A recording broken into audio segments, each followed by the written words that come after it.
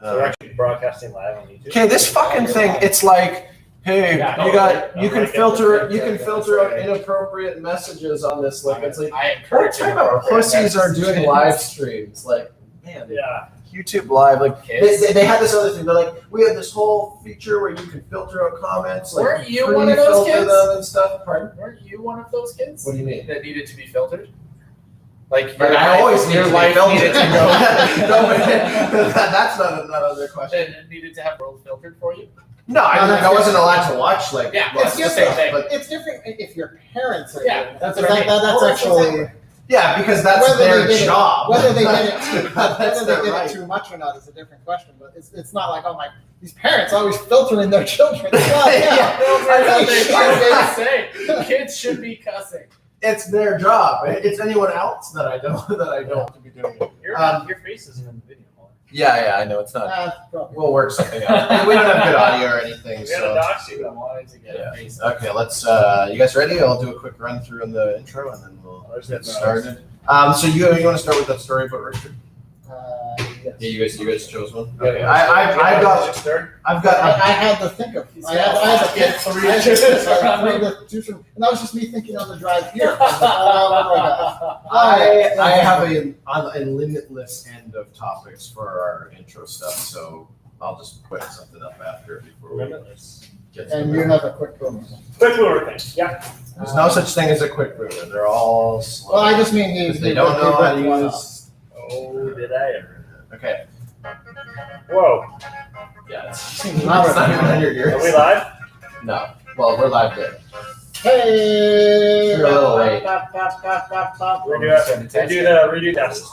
And that was the loudest test ever. Yeah, We're redoing the test? Yeah, we can test, but we need another test. I thought you just said that we do it. I said that. No, Brayden said that. Okay, so do you want to do it for real? Sure. Do you need another test? To get jammed. We don't use the test to test anything. It's just to get excited. Woo! I understand the concept. Oh, I didn't know that. I thought it was a test.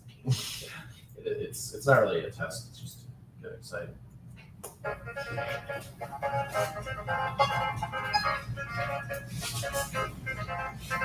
Hey! You're listening to Real Movies with Real Men, the world's first and only movie talk show podcast, baby!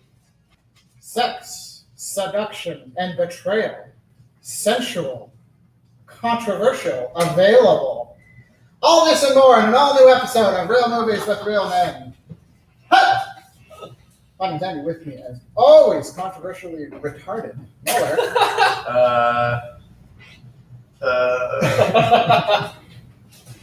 Point proven with us as well. Sensual and available, handsome gentleman. Only though, right?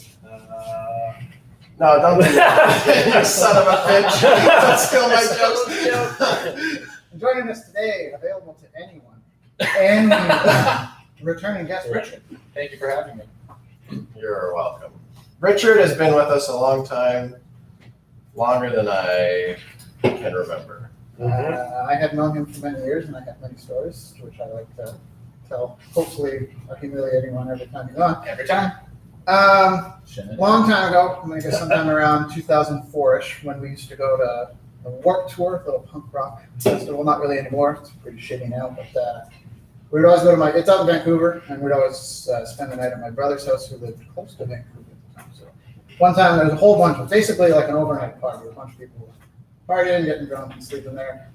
And our buddy's band, who actually listens to this show, his band at the time, 22 Hookers, we played punk rock music, mostly about pornography and other movies. And Showgirls.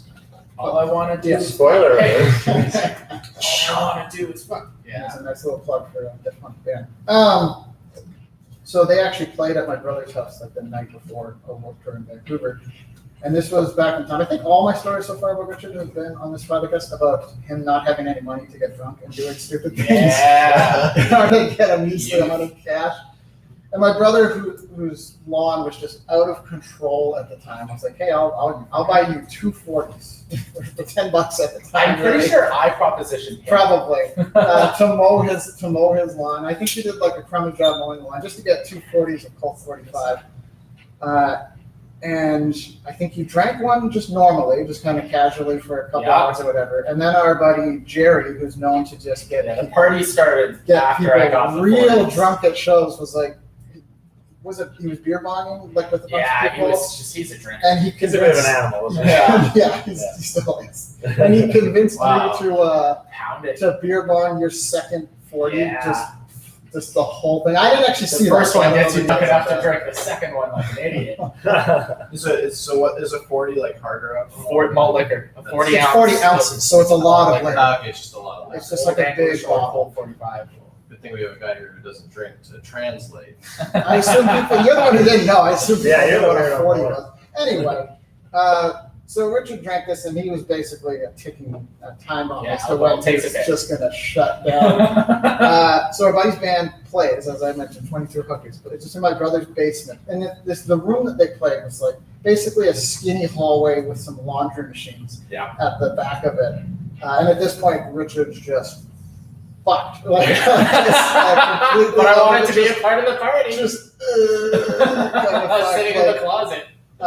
my buddy's band playing, and of course it's super loud. It's just this tiny hallway, and it's a band of like, are there big amps and drums and shit.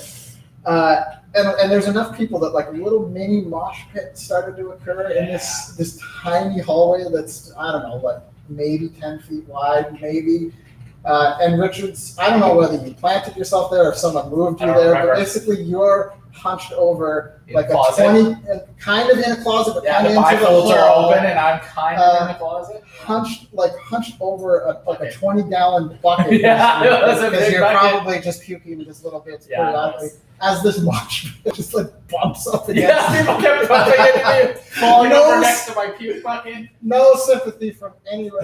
No. The rest of us. I thought it was hilarious. This is the funniest thing, just seeing him.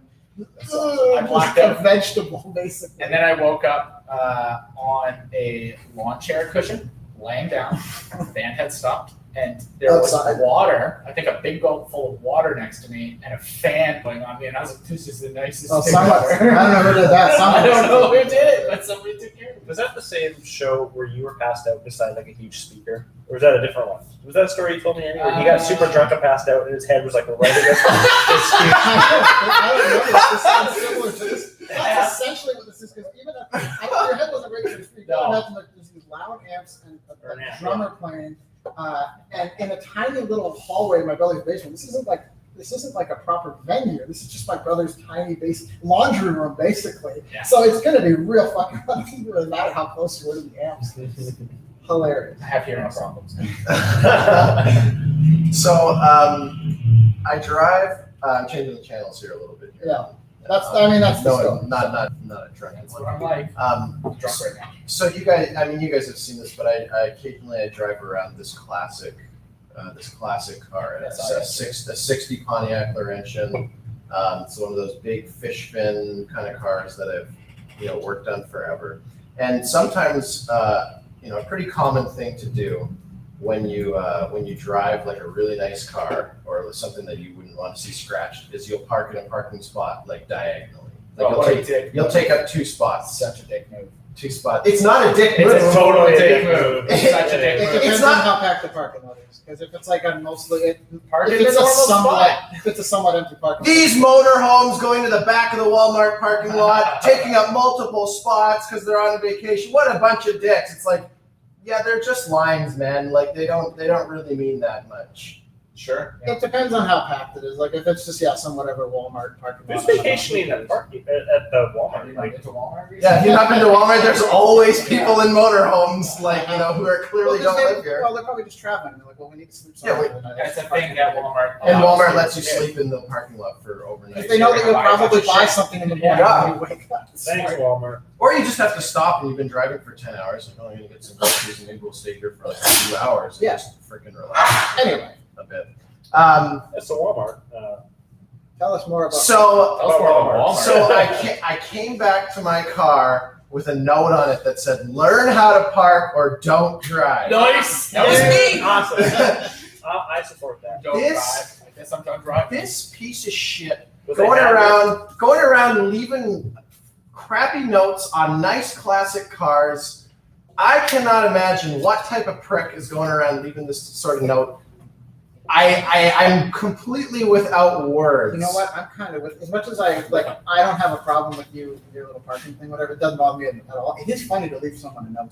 I might just start doing an anonymous thing. Hey, I realize you're a piece of angry shit. notes. Yeah. Nice, Draw a big wiener on it. nice, I'll post a note and boom. Put it in the windshield. nice rims, loser. Well, that's- It It is the most cowardly thing that you could ever do. Cowardly or funny? It's more cowardly than leaving an anonymous YouTube comment. There's nothing more cowardly than leaving a note can on be someone's funny, too. car. Yeah, they can be. I don't know. I think it's Well, this wasn't very funny at all. Yeah, it wasn't nice rims, idiot, or like you're too young to be driving an old car. No, it's It still was pretty like, funny because it works you up. Like you're telling the story on a podcast. Yeah. You being upset about it is funny. They That's were. the funny part.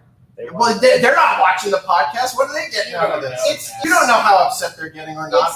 It's the moral victory. For They all don't this- necessarily see it. But Sorry, they what know. did the note say? Learn how to park or don't drive. First off, Good option. you didn't say learn how to park, you dipshit. You said learn how to. You didn't say learn how to drive or don't drive. You said learn how to park or don't drive. Well, which one is it? Do you want me to learn how to park or do you want me to learn how to drive, you idiot? Parking's parking.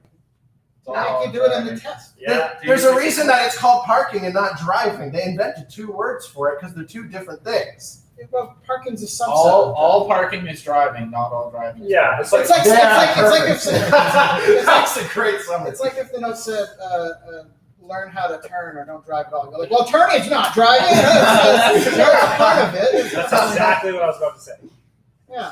All I'm right, with this person. moving on. They're No, right. more importantly, Already parked was, like an ass. was this note done in cursive? Yes, it was. It was a cursive note. There you go. Some piece of shit. Yeah, this guy's a piece That of was shit. a baby boomer who wrote Piece of shit baby boomer, and usually baby boomers love because they love seeing this young guy drive around in an old car. Like, oh, I remember that was like in my day. I like how you're shitting on them for liking something that you do intentionally. Yeah, they always wave at you You're and basically- shit. You're basically getting the attention you wanted with driving around in a car like that by getting pissed off. that. Now you're appropriating something. They always wave at you and nod at you or like flash their lights Little or something. kissy faces. They're so happy to see you like reliving their culture, and I'm just like, I put a Bluetooth stereo in here, you stupid piece of shit. It's not even stock. What do you think of that? That's blasphemy. Yeah. They don't even know. They don't even know I got a speaker next to me. I'm listening to modern music. I'm not listening to CCR. I got CDs in here. Yeah, I got Winamp. One time I was listening to CCR with my dad in his truck, and Did so some baby we had boomers it really like that? cranked, and we stopped at a stoplight, and some young people in a car next to us were I like, like this. "Nice music, old man." I'm all for that. These guys sound And I great. was like, I don't know if they're serious. Yeah, I like it. Yeah. Serious or not serious, I like them either way. You quickly switched it to Night Call from the Drive soundtrack. No, we're cool, man. Like we're cool. If you leave a note, you're a piece of shit. Other than the cursive, I'm all for this note that they left you. Even though I have no problem with how you parked, I'm still all with the note. I think that the thing that what irritates me about it, like the irony of it, it's because like they got you. no, Look at this, it's they got because there. this is an advanced move. This is not a beginner's move. Advanced. Like it's like going to the air show and the guy does like 10 backflips and he screws one up and you're like, learn how to fly. And it's like, I'm not doing beginner You're shit comparing here. your diagonal park job to doing backflips in a Yeah, because I'm not sitting here in a Honda Civic No, that parking. comparison, like doing backflips, I took two you'd have spots. to compare, like it would be like if you did one of those, like if you slid into a parallel park, that would be like that You slide comparison too. But this Pardon? sounds like you park. No, but the point is Parking's that not advanced, I didn't especially parking. I didn't at home. pull Two in- spots. Parking across two spots is definitely not advanced. I didn't pull into the parking lot and then try to turn into a spot. It's like, oh, I missed it and I accidentally parked in two. Oh, well, I don't know how to park. I don't know how to drive. It's like, no, I walked in and I'm like, I'm going to park diagonally because I don't want the person next to me to open their car door and hit my car. And Yeah, ding nobody it. does. Here's the way I see They it. do that all the time. That's why this was invented. This is why people park As the diagonally. kind of person that sees a car like that and says, "What a fucking asshole." You see classic nice cars and that's what you think. Fuck your classic I'm bullshit. not talking about looking at some guy in some dumb Your car truck is not who more couldn't park in important the than my line. car. It's not. It is more important. Nope. It's a piece of history. So It's a car, man. I see it and I go, It's that nothing asshole about a thinks piece of his history. vehicle is more important It than I is do. more important than your car. It is. It's absolutely more important. I can get a collector's plate on it. The government won't issue you that, you idiot. Come on, Braden, give me my collector's plates. Yeah, You're the you're one getting notes. This is like just admit that it's something you like to do. Drive around in a flashy car. I always hate when people try and justify with like, well, it's a piece of I'm honoring a piece of history or whatever bullshit thing. it's Like, now you just like doing it. It is I'm sure I do just like doing it, but if you're going to say it's the same as, I bought some used car at the Nissan lot. No, it's not the same as a car that my grandfather bought new in 1960. I'm sorry, it's not the I same. agree that it's not the same, but It's a totally different thing. Not only does it have like a history of manufacturing, that shit in it, goes but out it's the also window got a when you family history. enter into society. Hold You on, have to hold on, realize hold on. that your preferences don't mean fuck all against everybody I else's. agree in essence with what you're saying that it's a cooler, niftier car. It's a cooler, niftier thing. It'll probably stand the test of time better, whatever. I agree with all that, but it doesn't necessarily make your presence on the road more important. Like you can just It ignore actually rules. does too, because people treat this fucking. There's like- I wish your fucking face was on that. Ah, there's my face. What do you think of that? That smart look that you made while driving your No, dad's car. It actually is. People treat you differently. Like nobody wants to hit you in that car because they know how expensive it is to Are repair. people trying to hit each other? Like, Here's the newsflash for you. No one wants to hit anyone else on the road. have you ever had someone tailgate you? I always I slam the have brakes on. never had someone tailgate me in that car. I love Nobody tailgating. wants to get close to you. Nobody wants to interrupt what you're doing at all. They know Yeah, it's going to be a huge bill, and they don't want to be the person who hit that cool, nifty car. Possibly could it be because it looks like There is a subconscious effect. Barely ever drive it. Possibly could it be because it looks like you're like 12 years old and they're like, oh shit, there's a child driving that car. I better keep my distance. Well- Cushion he's sitting on. Waller sits on a pillow.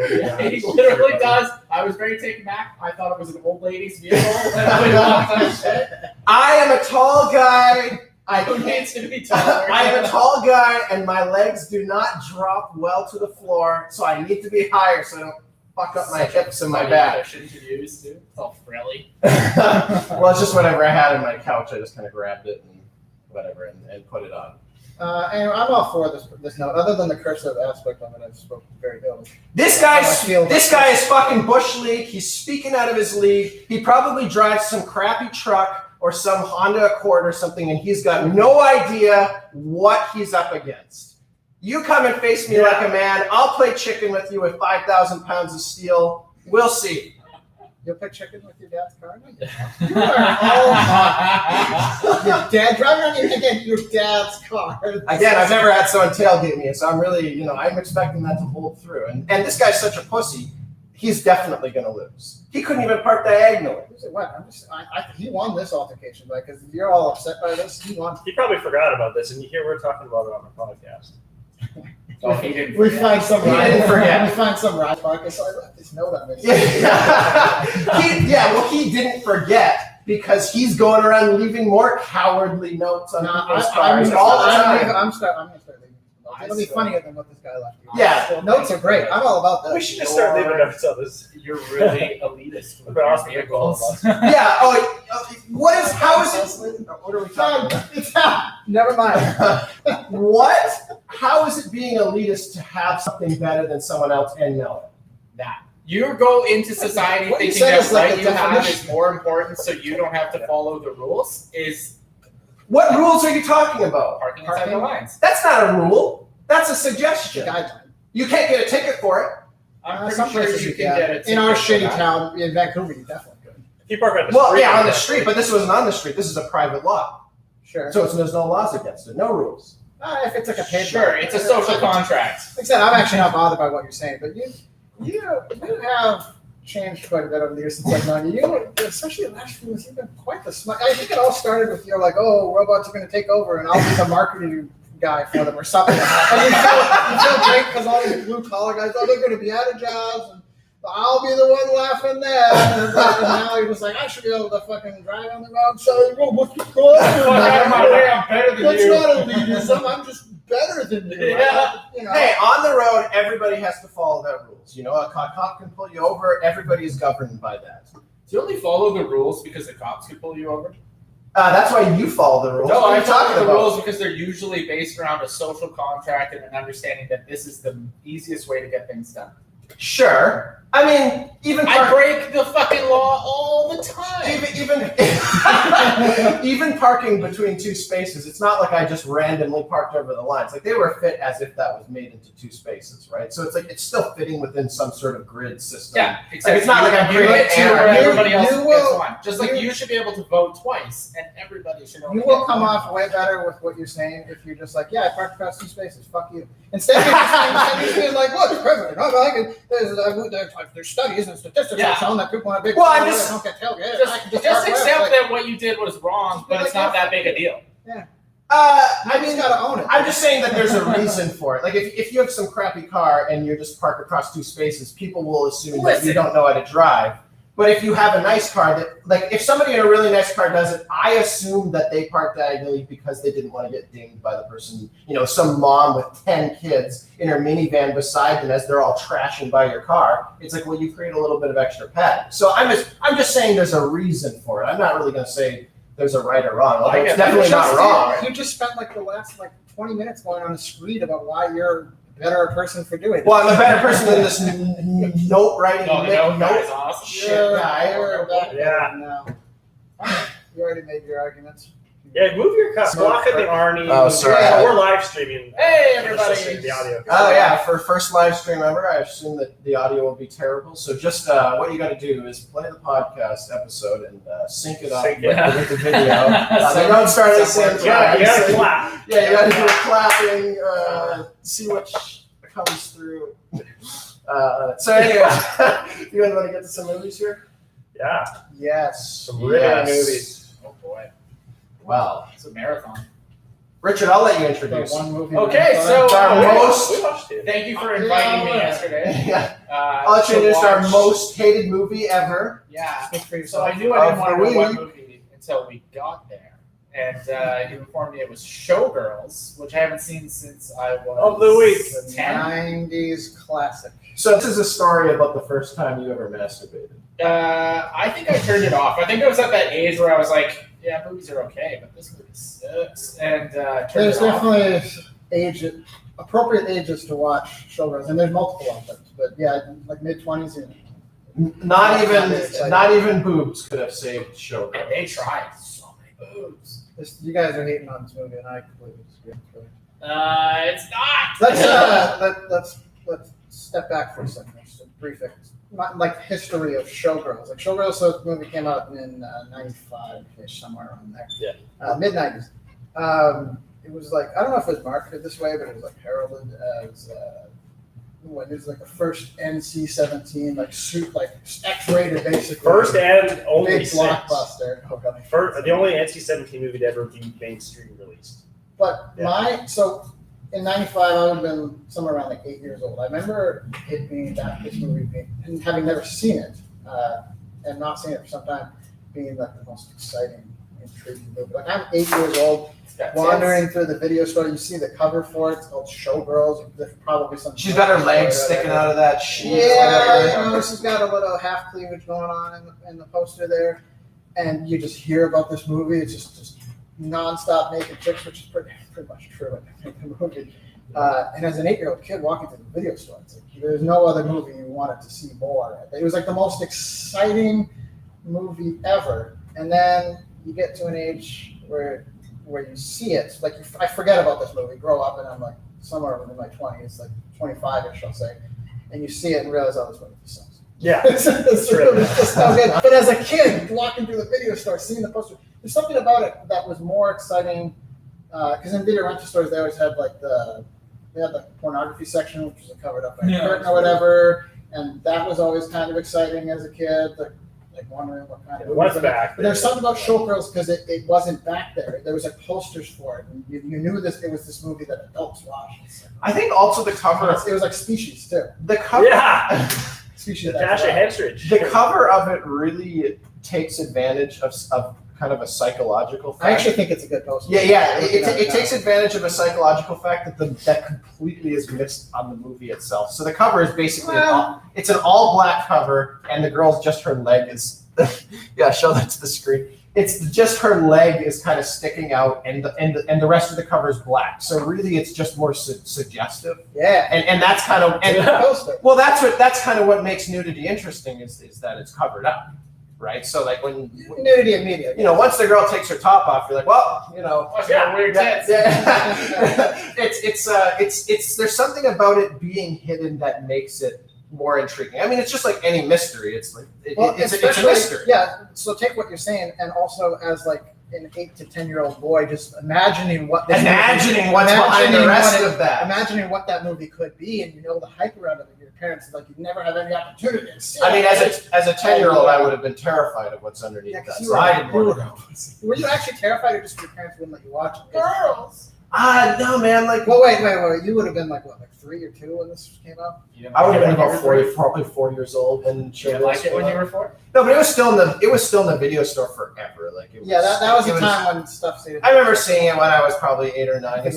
Nah, man. Like, I don't know, tits and stuff freaked me out when I was a kid. Like when you haven't seen a lot of nudity, it takes a bit. Like I remember in I think grade 5 or 6, I had this friend who was. That friend who's the bad influence on you? Yeah, good friend. Was that you?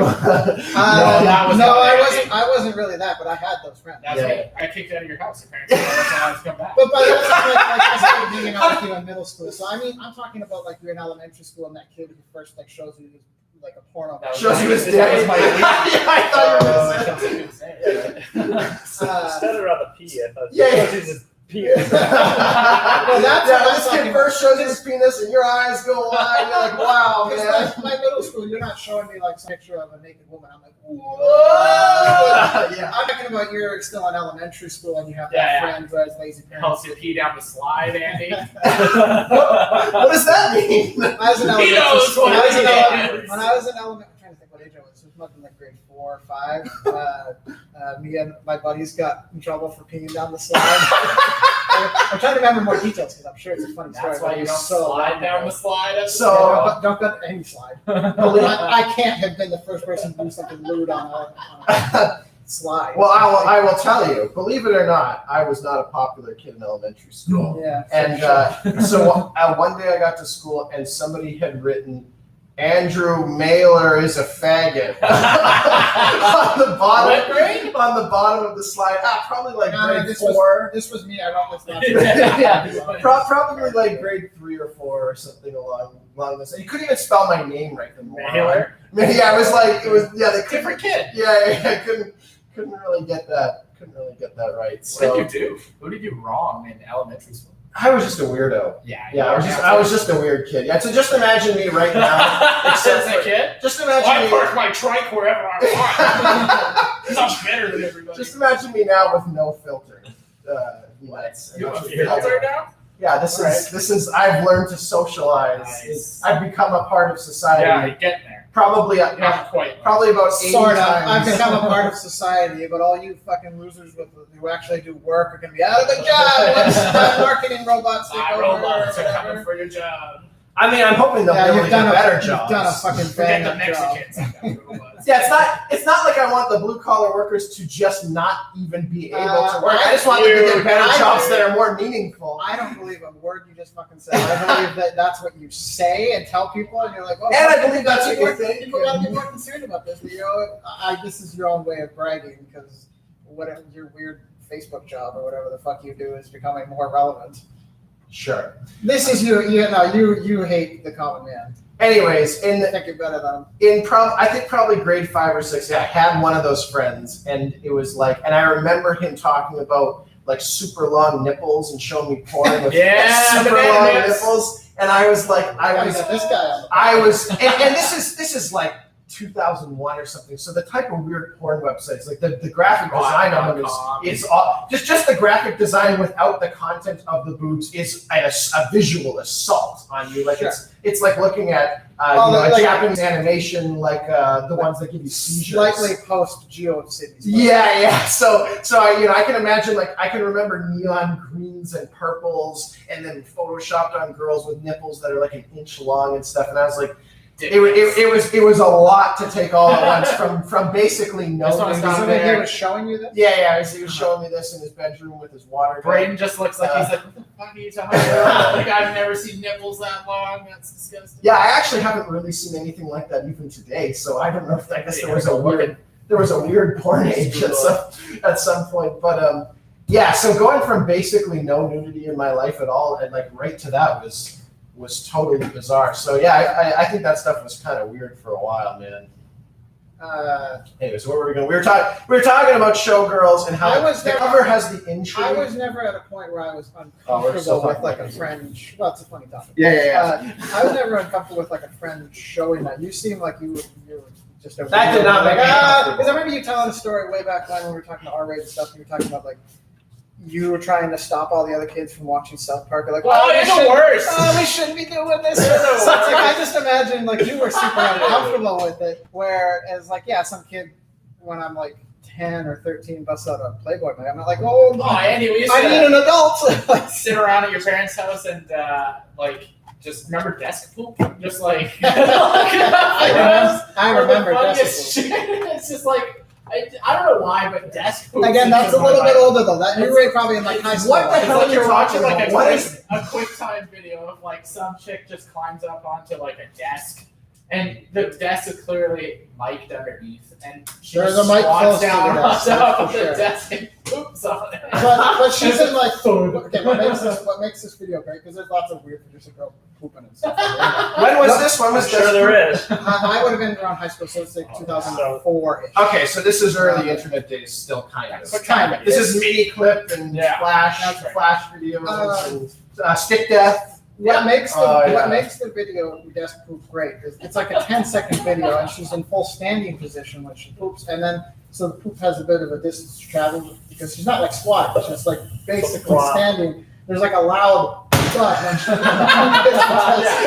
It's like great. when you It's throw hilarious. something. Do you guys remember Rate My Poo? Yeah. Back when like Hot or Not, when you rate Oh, people's yeah. photo, they had Rate My Poo, and you go on and you rate the poo like from a scale of 0 to 10. Was there like a top winners list of the most votes? Yeah, you could see the most popular. And what type of poops were they? This is awful. Or were they rating them based on like really nice form and No, you rate them. you rate them yourself. Yeah, I know, but did One the to 10. the ones that rose to the top, were they really well formed? Yeah, there was like the Riddler, that would be like a curled question mark. There was all varieties of poop. Or like just a picture of an outhouse that has blood and shit in it. Oh, That's a 10. that is disgusting. I remember I showed it to my friend's mom. I was like, "Oh, Martha, you gotta see this." Is Blake's mom? Martha. I'm not gonna say her name, but I'll just tell everyone that's not even close. So, what is the story of how you got kicked out of Andy's house? We were drinking at Andy's place. Andy doesn't. How old He were you wasn't. guys? Like you were in high This was school. around high school, high school. Okay, so you weren't like ruining him or anything. We were He was just having No, a- yeah, I was drinking gonna party. say like these stories about desk poop and whatever. This is post what I'm talking about because like as a kid, especially early internet days, like your friend, like seeing Showgirls. Like That's elementary. when Showgirls was around, like I'm sure the internet was in its early developments or starting to hit homes, but I didn't have regular internet use, so seeing that was super exciting. That's the point. These stories, as they're great. So I'm not trying to put an end to them, but they're a little bit after what I'm talking about. Yeah, they're much after. Yeah, it's not as these are more just hilarious stories. They don't have that same excitement as seeing the poster for Showgirls as an 8-year-old in 1995. Sure. Anyway. So was that going somewhere?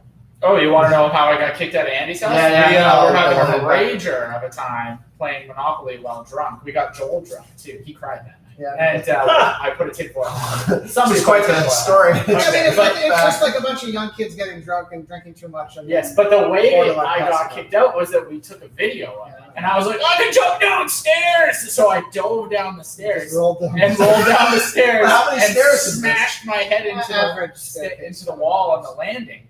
And then You down the jumped rest of the down way. them Oh yeah, I head jump first? downstairs all the time. So There's a video of it. I'm really good. And Chris put, I think, the video on your computer because your Chris, my brother. parents found the video. They They found a dent, like, because there was a time. They found the dent, but they would have no idea. Yeah. But then they found the video and put it together. I said I wasn't allowed So this to was go not in over the anymore. moment. This was like The best part that is, I think that Russell was also banned from your house, and Well, so Alex they- was also so banned from your house at they're the same time. They're saying banned, but my parents were never great at like Enforcing it? at enforcing things. 'Cause I can again, tell think, with you. I think on our R rate, the episode where we were talking about R ratings, I talked about how my parents said that you're not allowed to watch South Park, but that's all they did. So I'd be downstairs just watching South Park. There'd just be no enforcement of it. This was a similar thing. It's like these people are not allowed to come to your house, and it's like, but you can't just tell a kid to stop hanging out with their friends. Like it's gonna happen. Like you just kind of gotta be They welcome me back. unless they're like knifing Your parents people. are. Like, yeah, that's It's like when you They- get banned they- from the mall. They never. yeah, banned from the mall. What are you gonna be here all like every show? Yeah, right. Like, so Showgirls, the cover has this great mystery to Are we it. still on the cover? Yeah. But That's the most content of this movie. but the movie.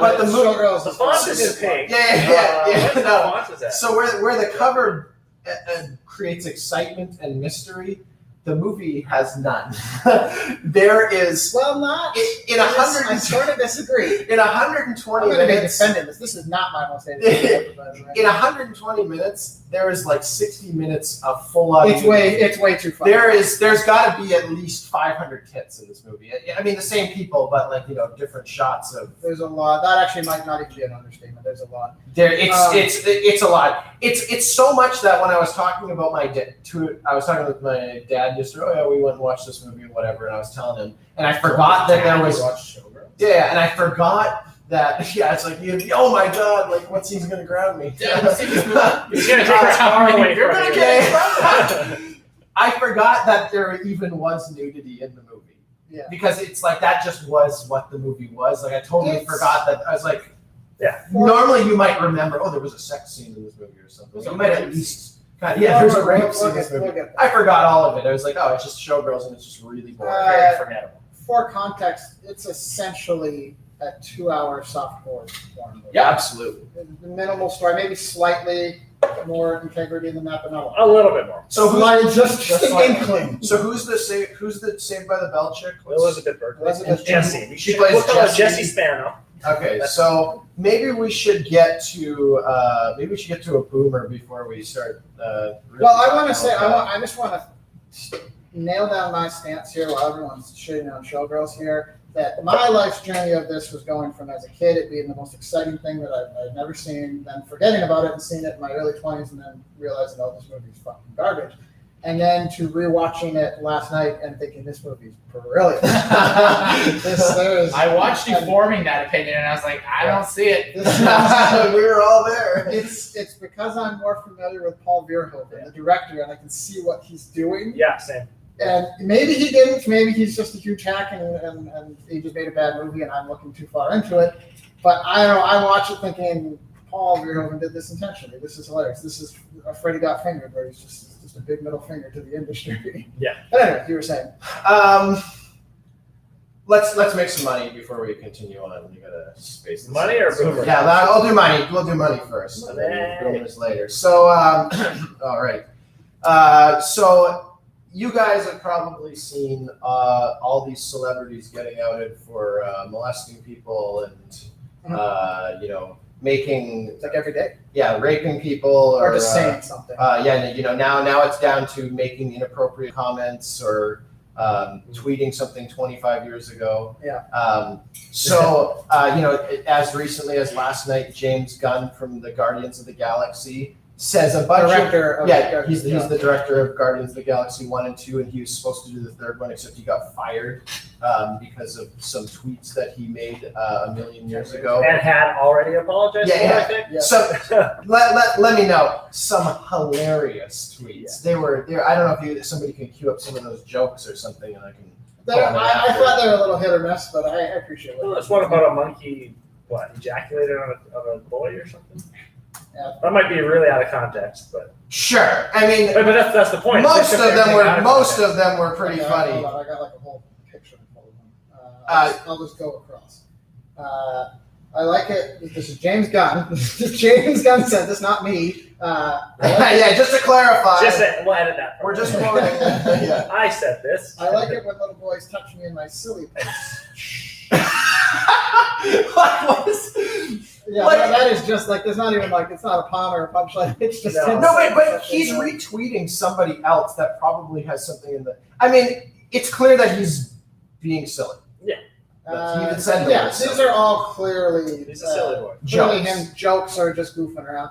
Photo shoot with a bunch of different Twitter handles of some celebrities trying to maintain a semi-chub so that I'll look impressive in these photos. But I don't even know what's offensive about that. It's like, Yeah, yeah, I don't think that one really. I'm doing a nude photo shoot. I want my penis to look as tiny as possible. The Hardy Boys and the mystery of what it feels like when Uncle Bernie fists me. And then a hashtag sad children's books, which is a good meme, you know, sad children's book, and just make a bunch of dead baby jokes or whatever, and Jed Berenstein Bears and dealing with nihilism, or, Your mic's like. your mic's kind of thing every time you bump it. Oh yeah. I should stop. I should stop bumping that. The Expendables was so manly, I fucked the shit out of a little pussy boy next to me. The boys are back in town. Yeah, see that tweet. First of all, is hilarious, and second of all, it's clearly Wait, did that you say I or it? yeah. He says He I. says I. He's clearly making fun of the Expendables, though. He's saying he's making fun of how egregiously quote manly is.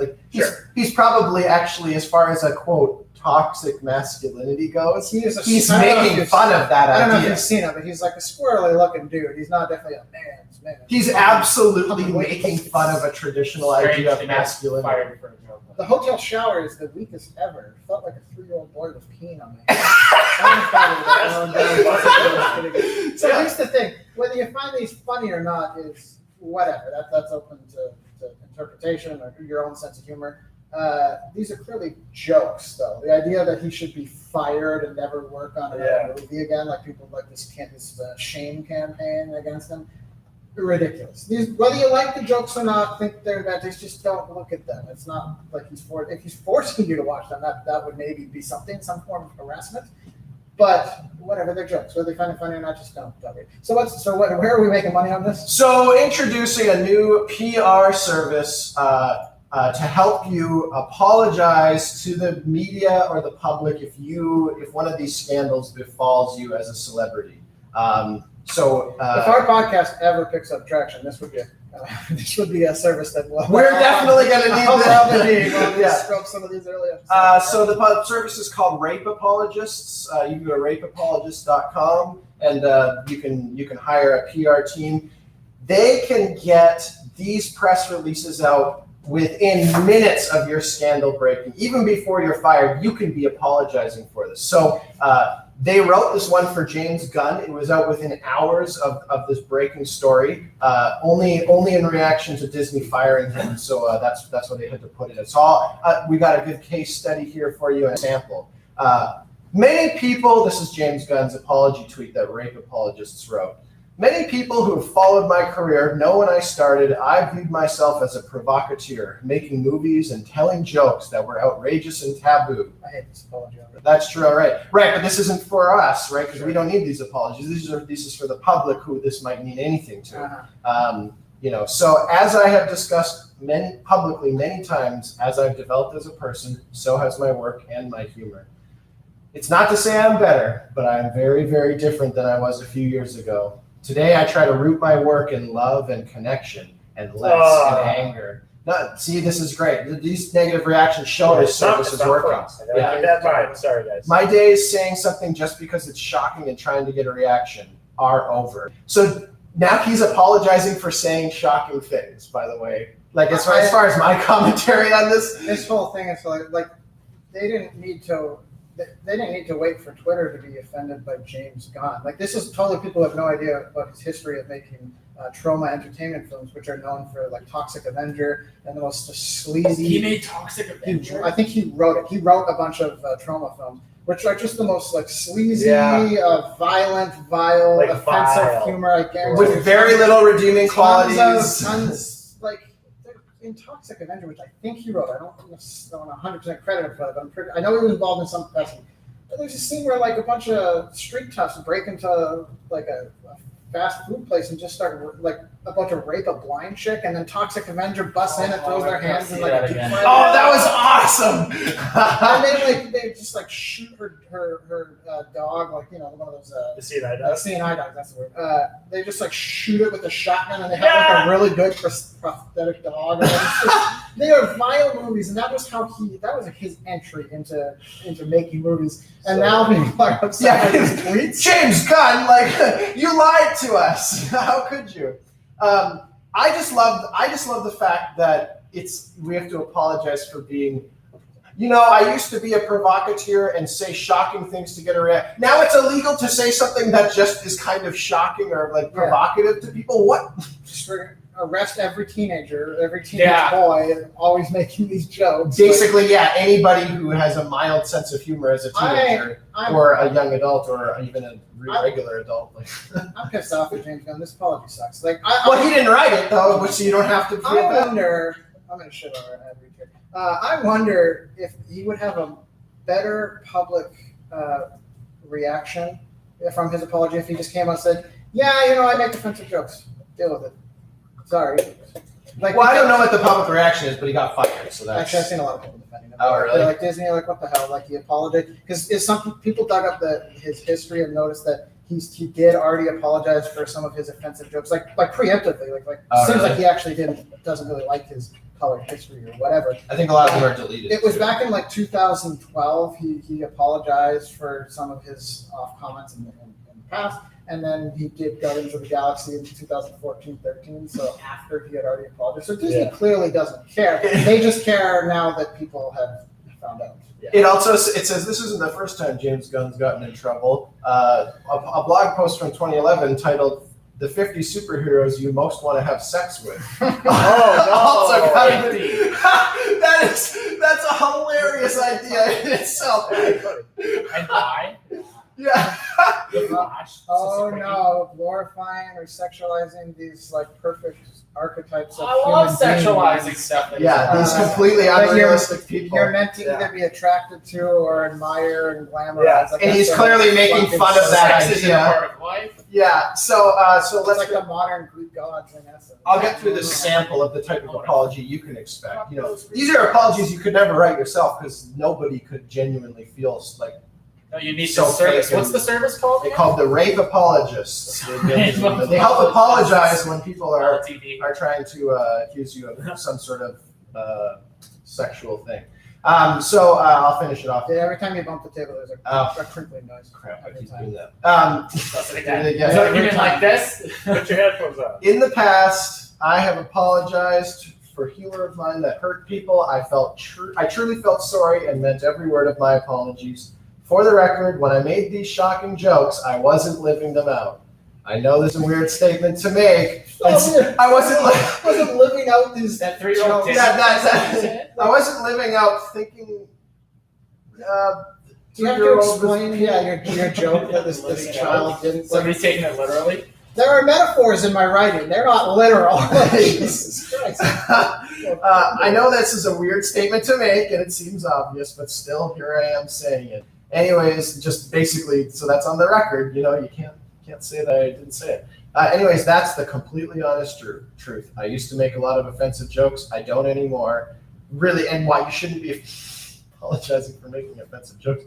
I don't blame my past self for this, but I like myself more and feel like a more full human being and creator today. Love you to you all. It's all ridiculous, and because this is an expertly crafted letter. Because in the first Guardians of the Galaxy, I don't know if many people caught this. The guy, the owner of Troma Films, again these sleaze, violent movies. His name's Lloyd Kaufman. He had a cameo in Guardians of the Galaxy. So still, and this was after his little oh no, I'm better than this now. Yeah, but he's still parading around like the president of vile and sleaze. So clearly, you're still that guy. Yeah, I don't believe you're so he was fired from the Guardians of the Galaxy movies. Those movies are hits. They make a lot. There was speculation that he was going to take over the next set of. So you no longer have to inappropriately touch somebody to get fired from making a studio a ton of money. Now, to be fair, Marvel and Disney, who own Marvel Studios, They don't need a quality director anymore. They can just throw in whoever, and it'll make one. Plus, he already wrote it, so they can just steal his shit. script after firing him. Like the first Ant-Man movie was supposed to be directed by Edgar Wright. Now he didn't get Edgar Wright, who made Hot Fuzz, Shaun of the Dead, and whatnot. He didn't get shamed out of it, but he stepped away because of creative differences with Disney, because he probably wanted to make a good movie, and they were like, "No, we don't want to make good movies." That's not what we do here. So that's a big loss, because he would have been that would have been a completely different movie and probably actually interesting instead of forgettable like it is. And then they replaced him with, I think the guy's name is Adam McKay, who's just like some whoever jerk off director who has a bunch of shit garbage comedies, like no real personality to him. Edgar Wright's a very unique and talented director who will actually make something, not just shit out something. He's making Turn the script into film. And he's from making Disney. cinemas. From Disney, this is just this guy's getting bad PR. We don't want bad PR. We don't actually care that he said any of these things, but it's bad PR. That's all. The calculation is more Just that the bad PR will hit the bottom line. more than having Well, a talented director. I'm sure they don't want to have like some sort of boycott of Disney. Yes, that's right. So that's a pretty huge Exactly. collaboration. And they'll still make money. It's not like people are like Marvel movies. They always make, I'm sure they always make somewhere around $1 billion. Even if they didn't go over, or if they just crept up, they're always usually like minimum 800,000. You know what I think they should do Doesn't matter if is- it's there or not. is they should just rehire him in like a week.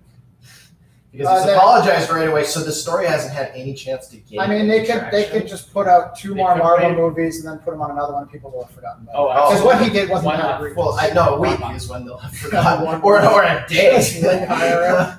I mean, we have to wait till after this episode airs. You know, that's. They Yeah. should Might know be what they thinking should about do is be like, we got a new director on, it's James Fun, and it's just James Gunn wearing one of those, like, those glasses with a fake nose and a mustache. Got a the Mr. whole Potato time. head. Yeah, we got rid of the problem director we had. We replaced him. That's what they should It's start fun doing. with 2 ends still. Yes, it's the Saxon mustache. It does seem like a real non-controversy though. Like I don't think it. Yeah, because this is because of the rape apologists service. You know, they're able to get these apologies out so quick. Yeah. Oh, Nobody waits on the timeline. apologies. So by the time in the article that someone's getting outraged, there's already an apology. And they're, oh, I guess there's nothing to rally for. So it's honestly the best weapon you have. Yeah, what I'm wondering too is, do they issue apologies preemptively? Because then, Well, they're all there could be an written ahead of outrage time. about something you do, and it's like, a week ago though, I tweeted an apology. Apology Before you even Yeah. did it. Yeah, you apologize ahead of time, That's and then the when you next tweet step something in the offensive, thing. like, I already apologized. So what the Preemptive. rape apologists need is some sort of minority report style service where they can Yes. It's precog. like a balance thing. Yeah, they can precog the things that you're doing. You're going to your your hetero mom's wedding. You better not go because in 30 years that's going to be seen as I think you did Yeah. your aunt. heteronormative, So, apologize. insensitive. So you don't go to that, or they tell you ahead of time about what's going to be offensive. Yeah. So no, there's an even a higher tier of service for rape apologists, and basically they will pre-write all sorts of scenarios that you could be getting in trouble for, so that they're ready to go right away. It's Okay. Yeah. so you can have up to 500 different scenarios that you can Sounds like have a an big apology ready for. I mean, this is. I'm shitting on this company again. This is no innovative company. I've heard this is all just conjecture or whatever, so take it as it is. I've heard stories about when celebrities, particularly male celebrities, get to like a high enough fame, that their manager will basically say, "Okay, we're going to put them up.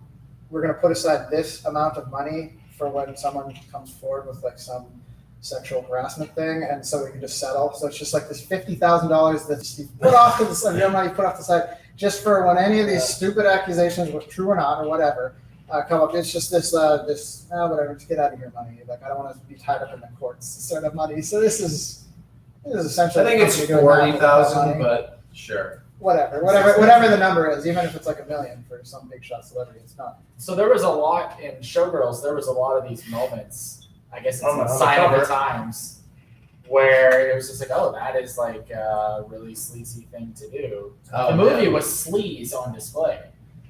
Yeah. It was very much like, slapping girls' asses unwanted. A boss particularly stands out is when he was like, "You're gonna do great here. In a week, you gotta give me a blowjob." The strip club owner. I got the exact quote here. Every character. I'm sorry, we're done with our ad read. Yeah, the ad. Plop Go to ravenapologist.com/realmen to get discounts on your preemptive apologies.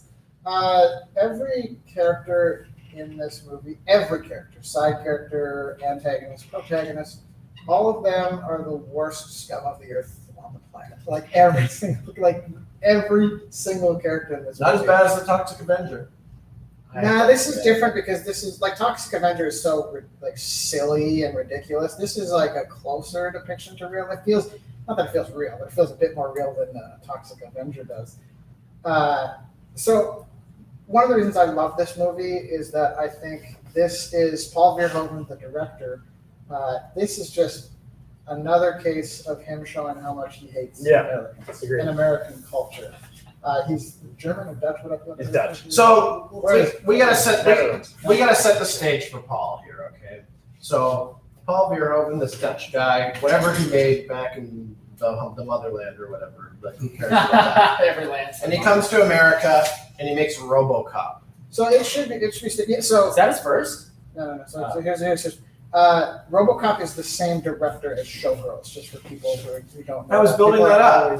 always think that. Spoiler. Prior to RoboCop, yeah, he did like a bunch of movies in the Netherlands and Europe or whatever. They're all like dramatic thriller sort of things. He never did an action. I don't know how he got the role for RoboCop or why they offered it to him or whatever. But he comes in, drops RoboCop, and it's one of the greatest movies ever.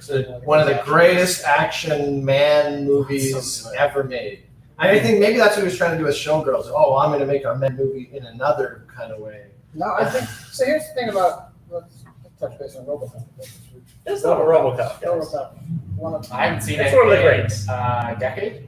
Rewatch it. It's great. I'm going to be rewatching it soon, actually. Even though I just rewatched it like 2 weeks ago.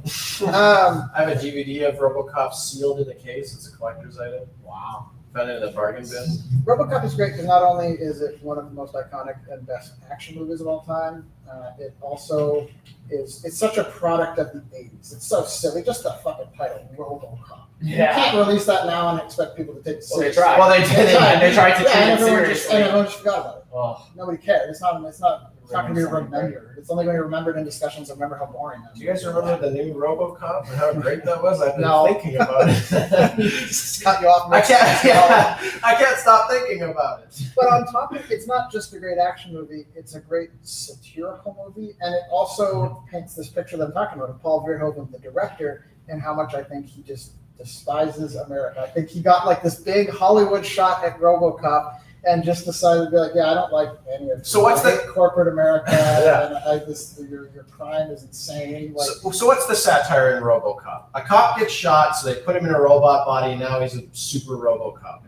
And he solves the crimes. Yeah, but it's in the future. it's partly corporate influence in government because a corporation has taken over the cops. Yeah. And now It's privatized. they're trying to promote this new robotic enforcement, but they can never quite get the robots right. They keep breaking down. And they're just using it as an in to get the contract to build Delta City, which is like redoing Detroit. Yeah. And also, it's like they don't actually care about law enforcement. It's just about their own gains. Yeah. And it's the same with the government. Like, it's just this idea that we need to be so harsh on. It's a similar, not satire, but social commentary that the new Dread had, where it's not really about solving the crime. It's just about being hard on criminals. But that just perpetuates more crime. It does. And Yeah. Paul Verhoeven, if you watch RoboCop as more of an adult and kind of knowing those things, RoboCop becomes a smart movie on top of just being an awesome, violent movie. I'm trying to remember when like that chick's about to get raped and I think that's his first scene. Awesome. Yeah, I can't remember what he says, and then he like shoots the guy in the nuts. I know exactly what he says. He walks up, you see this awesome shadow over the criminals as they're about to. They're trying to rape some They're chick about in to an rape this alley. chick. She's in a dress. They're about to pull it up. You see RoboCop, and he pulls out his gun and says, "Whatever, stop." And then the criminal puts the woman in front of her, the classic hostage stance. Got the gun over her head. overlay is like. Yeah, we see what the RoboCop vision, and you can see him targeting. He targets kind of through the bottom of the girl's dress, like, Yeah. right underneath her crotch. So it shoots through the dress, misses her, shoots the bad guy in the nuts, and he just drops. And then it points back. Shot points back over to RoboCop, says, "Your move, creep." And then after he saves the day, and then the lady comes up and gives him a hug. At this point, he's like fully robotic, and you haven't seen any of his humanity stuff to seep back into him. That's why the movie's so good. And then she's like, "Oh my God, thank you for saving me." Gives him a big hug. Says, "Well, lady, you are experiencing trauma. You should consult a rape crisis center," and just walks off. No humanity. It's great. Anyway, so that like RoboCop is brilliant. It's not just a great action movie, But there's classic 80s. It's also a smart movie. There- I will argue that to the This fucking grave. futuristic dystopian whatever. It's not thing. futuristic. It's an accurate depiction of Detroit. Yeah.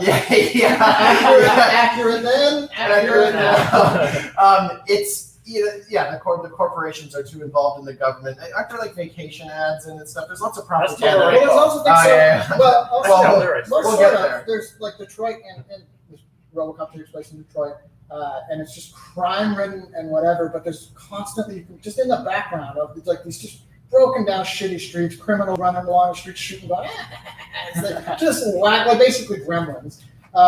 But you can always see like a billboard in the background that says, "Looking forward to Delta City." It's this like fancy new city that they're perpetuating. Like it's fucking great. It's like corporations running the prison.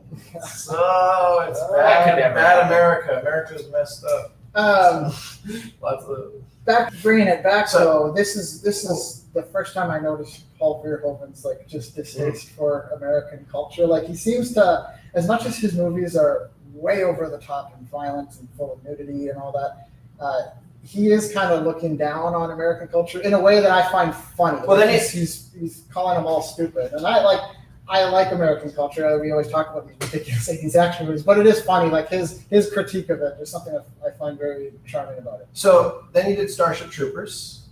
No, then he did Total. Then he did Total Recall, another Fantastic action movie for the ages I for gotta any rewatch dad. it more because I don't know what kind of there must be more of this like similar sort of hatred of American Similar. culture commentary. I think part of it is like, just to be brief, is about how people always want to escapism and stuff. Right, Striving for Because vacation. they go into these little machines, right? Yeah. And they go on vacations that are basically just in their head. Oh yeah. I haven't seen it in a while. They didn't even go anywhere. Anyway. Yeah. And doesn't someone loses his memory, or Arnie loses his memory, or Well, it's the something? whole thing. You start to question what's his memory and what's The whole if this movie is a journey. Because he goes on his vacation, but he escapes out of it last second because things are going awry. But then they start to convince him, no, you're still in the memory. Because he signed up for the yeah. secret spy vacation. That's right. And the That's whole, right. So you're It's supposed to. vacation. That's being an awesome. agent. Yeah. Anyway. And then, so, obviously Americans can't deal with their problems. They have to go on their computer. And then Starship No, he did Troopers. Showgirls before Starship. Are you kidding me? Actually, after Total Recall, he did Basic Instinct, which I've never Yeah. seen. I need to. I haven't seen it. Well, the way that I'm telling it is Starship Troopers. is wrong. Which is we jumped 7 years. Which is basically like there's aliens trying to come and kill the That's it. humans. So the only way that you can that they have this propaganda throughout the whole thing. Enlistment. Starship Troopers is it's not my favorite of his movies, but it's maybe my favorite of his depiction of social commentary. Yeah, it's it's so fucking funny.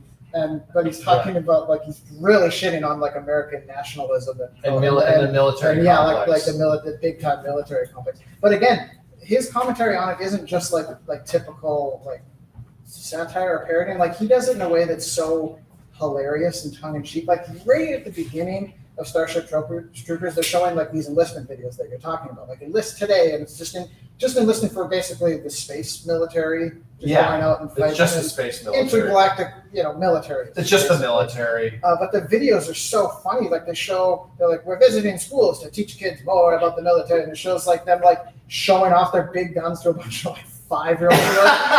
And they're showing like this typical like do your part, and it shows like some guy readying the guns. I'm doing my part. It shows like a soldier in the middle of battle looks over camera. I'm doing my part, and then it shows like the typical line of military soldiers just standing awaiting orders, and it's panning across, and it shows like a 12-year-old kid in full military space gear. I'm doing my part. All the bigger guys look over. Ha ha ha! Like It's so funny, and the movie's just riddled with like these, not riddled, but every now and then he puts in these propaganda videos that are just glorification of the military. The more you learn about the intergalactic space war against the bugs in the movie, the more you learn that this is just the humans perpetuating a war so that to get the people on their side. Because people, if you have a purpose that we're all fighting together, particularly a war, that's a good way to keep people in line. Like there's a full Michael Ironside who's not even the villain in this movie. He's one of the colonels or whatever, captains on a team. He gives this great speech early on about like talking about how great violence is, and every altercation in the human history has been solved and earned by violence. I can't do it justice. I'm not even going to try, but it's fucking. There was a Starship Troopers cartoon that was really good. Yeah, I know. I think everything after the Paul Verhoeven movie, because he didn't have anything to do with anything after the original Starship Troopers. They actually just got more into. Isn't it cool? Like they didn't keep up the social commentary. They missed the point, but it was actually. But that's what transcends his great movies. Anyway, he always has something else going on. The Starship Troopers isn't just about a war against space bugs. There's like this hilarious poking fun at American. The military-industrial complex. Yeah. RoboCop isn't just about a robotic cop. It's about the perpetuating of crime, over security, or the trading of security. Always something else going on. And I think that Showgirls has the same thing. Right. Yeah. So I didn't see it. What's the what was the phrase in Starship Troopers? It was like enlistment. Guarantees citizenship. Yeah. So if you want your medical and dental and stuff, you gotta be in the army. Well, beyond that, there's like they're talking to either an early student or in the shower scene. They're asking why everyone has a different list. She's like, well, I want to have a kid someday, so I had to enlist. yeah. So and basically, by the end of the movie, all the soldiers who kind of figure out whatever is going on and they kind of figure out the bugs and stuff, they just kind of get promoted and just keep doing it. They don't at all stop. Don't they become aware of what's going on, but they just they don't become aware. They just become another fucking cog in the wheel. Yeah, it has one of the most happy, tragic endings in a movie because it's depicted as a great victory. The humans won, our protagonist won, but really in the end, you had like they were teenagers at the beginning of the movie, like well-mannered, kind of trying to figure out what they want to do with their life, and by the end of it, they just become another cog in the wheel, like the main character. Spoiler alert for Starship Troopers, everyone should watch it. Johnny Rico, he just becomes another soldier who's gonna die in this pointless war. But they kill the brain bug. They capture the brain slug, but they're just bugs. They're not actually like a war. Like they're just creatures that are defending. And Neil Patrick Harris is poking at it and stuff. And Neil Patrick comes up like at the end of the movie dressed up basically like a full Nazi, and this is That's right. as like a happy They ending. do Like they made their ranks, they won the day against these just creatures that aren't actually perpetuating or trying to start a war or anything. And it's this sad ending, but it's depicted as a happy ending, and that's totally intentional. That movie, when it first came out, it didn't review very well because a lot of people just took it. They took it straight up as like, oh, this is a super pro-fascist movie. But watching it now, it's so clear that this is Paul Verhoeven making. This is what he thinks of America. That's kind of the point I'm trying to make by bringing up these three movies. Yes. Is like all of them. They're important to bring up when talking about shows. I think what's important is like you might watch some movies, especially if it's an American-made movie, that are criticizing some of these things, and usually it's kind of this message they're trying to get across, like, prisons, they're run corrupt. We got to fix those prisons. And to me, Paul Verhoeven's slant is like, America, look at how messed up America is, and they'll never change. Yeah. Keep it, keep going on, America. Like, you got your war. That'll never stop, and I don't want you to either, because I love hating you Americans. Yeah, like it's such a dark take on it. I think that's what I love about it, is because it's not just obnoxious, like, oh, America sucks, America's never done anything good for anyone. He is kind of saying those things, but he's saying it in a way that's so funny, I can't even be mad. I can't even be annoyed by it. No, but he hates it in a different way. It's not like, it's not, when you're local, when you're an American or something, you're criticizing your own culture or something like that. It's like, you ideally want people to realize so they'll make it better, right? Yes. He reminds me of 1984 or Brave New World, like these authors that have this social commentary. They do dystopia, and then they tell a story within that dystopia that just kind of is a satire of how things can go, because usually they're the future. Except I think he's far more cynical than someone like His Orson are- Welles or George Orwell. His are like that. They have this very similar approach to their satire, except his are always delivered in a way that is both either hilarious, like you're just laughing your ass off at these propaganda videos and Starship Troopers, or the most over-the-top glorification of violence, where like a guy's getting doused in acid and then run over by a car and explodes in RoboCop in a way that's like 1984 is nothing on. Yeah, that's what, 1984 really fails. So on top of it being smart commentary, it's also hilarious. And then there's also times when RoboCop's just shooting the whole warehouse full of coke dealers, and you're just going, just watching it going, yeah, this is awesome. It kind of actually sheds light a little bit on what you can do in movies that you couldn't do in books, because like you couldn't put that sort of tone into something like 1984 because it wouldn't make any sense. Like it's not awesome hearing about a guy getting doused in acid. So fun fact on that note, though, it comes off as very dark though if you write it. The original novel that Starship Troopers is based off, because it was a book before they made a script and then a movie out of it. It was a very guy arguing pro-militarism and pro-fascism and all this, very pro-militarism book. And then Paul Verhoeven got after RoboCop, after Total Recall, the movie studios picked up the rights to make a Starship Troopers movie. They went to Paul Verhoeven saying, "Hey, you did these action movies. You want to take a look?" So he said, "Okay." He read the book. He said he read the first 10 pages. Said, "This is garbage. I'll do a movie of this." Just did a movie that's apparently fans of the book really hate Paul Verhoeven because he made a mockery of the author and the book entirely. Like this was his. This book fucking sucks. A true hero. I'll adapt this. Awesome. Just hilarious. So he clearly hates America and has a very cynical view on it, and then comes along Showgirls, which is just about a girl trying to make it in Vegas as a dancer. So she's a stripper, and then she moves up to a finer kind of dance. As a kid, that's the whole movie, by the way. I just wanted to get the synopsis away. For sure. That's all of it. As a kid, super excited about this. Seeing it in my early 20s, thinking, "Oh, this is just a bad movie. This just parades around tits." Seeing it now, I just see it. It's not near as great, not even close. Because it's not a good movie. No, it's not a great movie. It's not as great a satire as RoboCop or Starship Troopers, and certainly not near as good as movies. But I do look at it under the lens of I know Paul Verhoeven and what he thinks about Americans, and this is hilarious to watch. And it's it's weirdly brilliant. And that I agree, it's not a good movie. I'm not going to argue that. But there's a brilliance to what he's doing. Because it's basically as you're following. So this girl who was Jessie in Saved by the Bell. Just call her Jessie. Jessie, yeah. I don't know, she's some spaz sort of character. Like the opening scene, some guy picks her up and she's hitchhiking, and she immediately pulls out a switchblade and is like, "Don't fuck with me, man." She's lead singer from Stone Temple Pilots. You can definitely look for it. No, from Queens of the Stone. That's the one. They're setting it up that she's clearly a troubled young. She has had some kind of history that we don't know. She's hitchhiking down the road dressed, scantily clad, if I can use more appropriate terminology. Yes. And she's heading to Las Vegas to be a dancer, but the way she carries herself, you can tell it's you want to be like a dancer, but you're probably just going to end up doing violent things and selling yourself for money. You can tell you can just tell she has a troubled history and things aren't going to go well. That's the setup for it. And it's done in a way where Paul Verhoeven's looking at people who are looking to travel to LA and Las Vegas and become an actor and make it big time, and it's him pointing and laughing at them, and also your motives, you're saying I just want to be a dancer and make something of myself, but you're really just aspiring to sell yourself for fame. There's that line by that guy in the casino. You're gonna sell it eventually.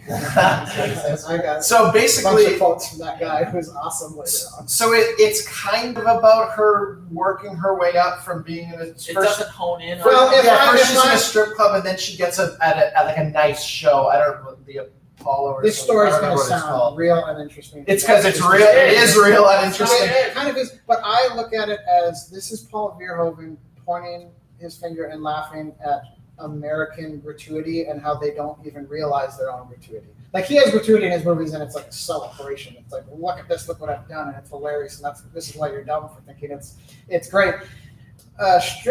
Showgirls, not striptease. Showgirls it's him like, yeah, you Americans are all whores. That's what I viewed the movie as, and it was hilarious. So basically, she goes along that plot line and just meets despicable people along the way that she works with, and that's basically the whole. Andy, you seem to have quite a bit of notes. Do you have a rundown of the characters? Who do we meet that plays? So as I said earlier, every character in this movie is just the biggest piece of shit, including the protagonist. Like protagonist. Yeah, she's not likable. You want bad things to happen to her because she's so unlikable. She's like a broken floozy type. This is wide generalization, but it's a movie, all right?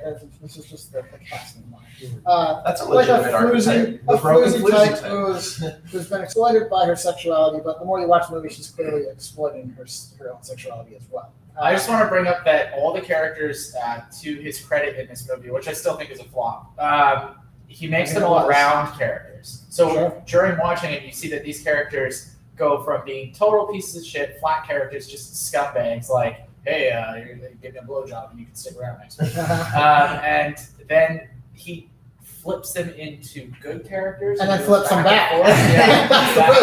So then she, along the way, she meets a black dude who's basically ends up exploiting women for the promise of being in his dance show. Yeah, I wrote a dance just for you. I wrote a lead part. Did you say I have a problem with pussy or something like that? Yeah.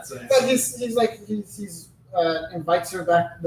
Invites Jesse back to his place. Says, I wrote a part just for you. I really like you. And then they're about to fuck him, and she's like, no, I'm on my period. That's a real thing that happens in the movie, by the way. Sticks his fingers. You gotta finish that scene because it's so funny. I'll get back to it. But then later, she visits his apartment again, just spontaneously, and he's with another woman, and after Jesse leaves, the woman's like, oh, so I can be in your show? He's like, yeah, of course, I wrote it just for you. So he's telling this to everybody. But usually when we see this guy, you think, yeah, this is a good guy. Like, he's a dancer, and she's by this point, she's a stripper in the movie, and he just wants to give her a break, and maybe they'll actually fall for each other. And then you find out he's just doing this to all the women in Vegas. Awesome. This character, it's really fucking, the movie's too long, and they trick the audience with this character, too, because he comes in and he's introduced as, like, you want to dance? Like, I'm going to treat you, or I'm going to help you become a real dancer. So you think the movie's going to be about her becoming a real dancer, and it's not. And it's like, it's not at all. That's what makes this great. It's like you're stripping, you're not dancing. I'm going to show you how to dance. And it's like, no, he still just wants a stripper. Am I the only one who finds this brilliant? Like, yeah, it's like you think that's what this movie's going to be about, and that's probably what the studio wants from the stuff. Yeah, like, it's not. No. She just turns out to be a piece of shit at hour and a half in. Like, it's rough. Yeah. It wasn't that big of a bait and switch. It was like he like sees this hot chick. He's like, oh, I'm going to go dance with that chick. He's like, dude, you're working at the club. You can't go dance with it. No, I'll just leave my shift. And it didn't seem like that stand up of a guy. This whole subplot with her meeting this black dude could have been entirely cut from the movie, and it wouldn't affect the story in any way. And it takes like a good chunk of time. I want to say at least 20 to 30, maybe 40 minutes. It could be completely cut. And the movie's like, there's a few tangents. The Andrew Carver tangent that they we're getting there. What is that? What knows what that means? So to finish the story, Jesse goes back to this black dude's house, and he's like, oh, I got this role in my dance show just for you. He's teaching her some dance moves. Very quickly, it evolves into just her giving him a lap dance. Yeah. And then he goes to put her hand down her pants. Like, he does put her hand down her pants. She's like, no, I'm on my period. And he's like, oh, whatever, I got towels. No. He puts his hands on her pants. She's like, oh, I'm on my period. And he says, no, I don't believe you, because he hasn't fully gone down her pants. Yeah. She's like, oh, why don't you check? Puts his hand down her pants, pulls them up. You don't actually see any blood, but you can tell he's a little bit grossed up. He's like, oh, whatever, baby, I got towels. That's the scene. So, come in there! This is one of the great scenes in Showgirls where a guy shoves his hand in a woman's vagina and pulls some blood out and says, not a problem. We can continue on. That's the type of class you can expect. This is what Paul Verhoeven thinks. Well, let's visit some of the other classic characters. Yes. Quite often, the first or second thing the character says gives you a male character. Male character. Yeah. Like the clever one you referred to, when he brings this new girl on, Penny, and he's like, "No, you're Hope now," because her name's Yeah, so this is the next character here. We have the strip club owner. Yeah, her strip club. boss. He's awesome. Her boss early in the movie, and he is just as sleazy as the most stereotypical version of that character. You gotta know, every time there's a scene with a bunch of women, you're just bored out of your mind, and then a man walks on, and then the scene immediately gets awesome. So, and you just start saying rude things to them, and not you're the just most original thing from Paul Beard. Yeah. Yeah, he walks in and like he's having some scuffle with some of like all of the strippers, basically. Yeah. At the same All of them time. hate Like, him. he's like, hey, it's like he's talking to some new girl. He's like, oh, you start next week. And he's like, and later tonight you can give me a blowjob. She looks all shocked. He's like, you got to show up 5 minutes. It's just completely just slips in like you're going to be giving me a blowjob later. Just slips it in just the middle of a conversation. What he says is, if you want to last longer than a week, you give me a blowjob. First, I get you used to the money, then I make you swallow. And she's like, is he serious? It definitely And then he has. just walks off. It definitely has some of the cartooniness of RoboCop. Yeah, it's- like that line is like that's pretty This cartoony. movie feels like him trying to do one of his older, more dramatic, like drama, like character piece movies, but also doing a RoboCop sort of satire. Like he's trying to mix both worlds, and maybe that's why it didn't. And it's much more heavy on the drama, so don't think it's going to be. It's more heavy than RoboCop, yeah, but it's Do you still remember like laughable. the joke with that club owner, the strip club owner, and he introduces that new girl. Her name is Penny, and he comes in and he's like, "This is Hope," and he like introduces her as Hope to everybody.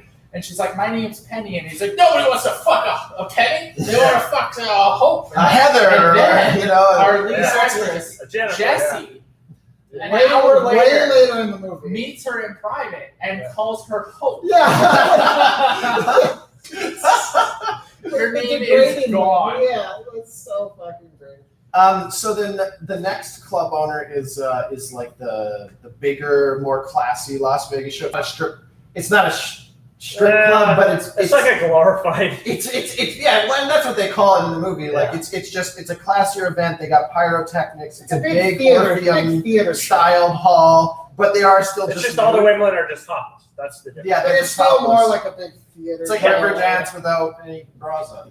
Yeah. We'll get to the casting director last because that's what I want to talk to you most about. Oh, I love it. There's the Goddess show owner who's probably That's the show we're talking about, the Goddess. Yeah, it's called Goddess.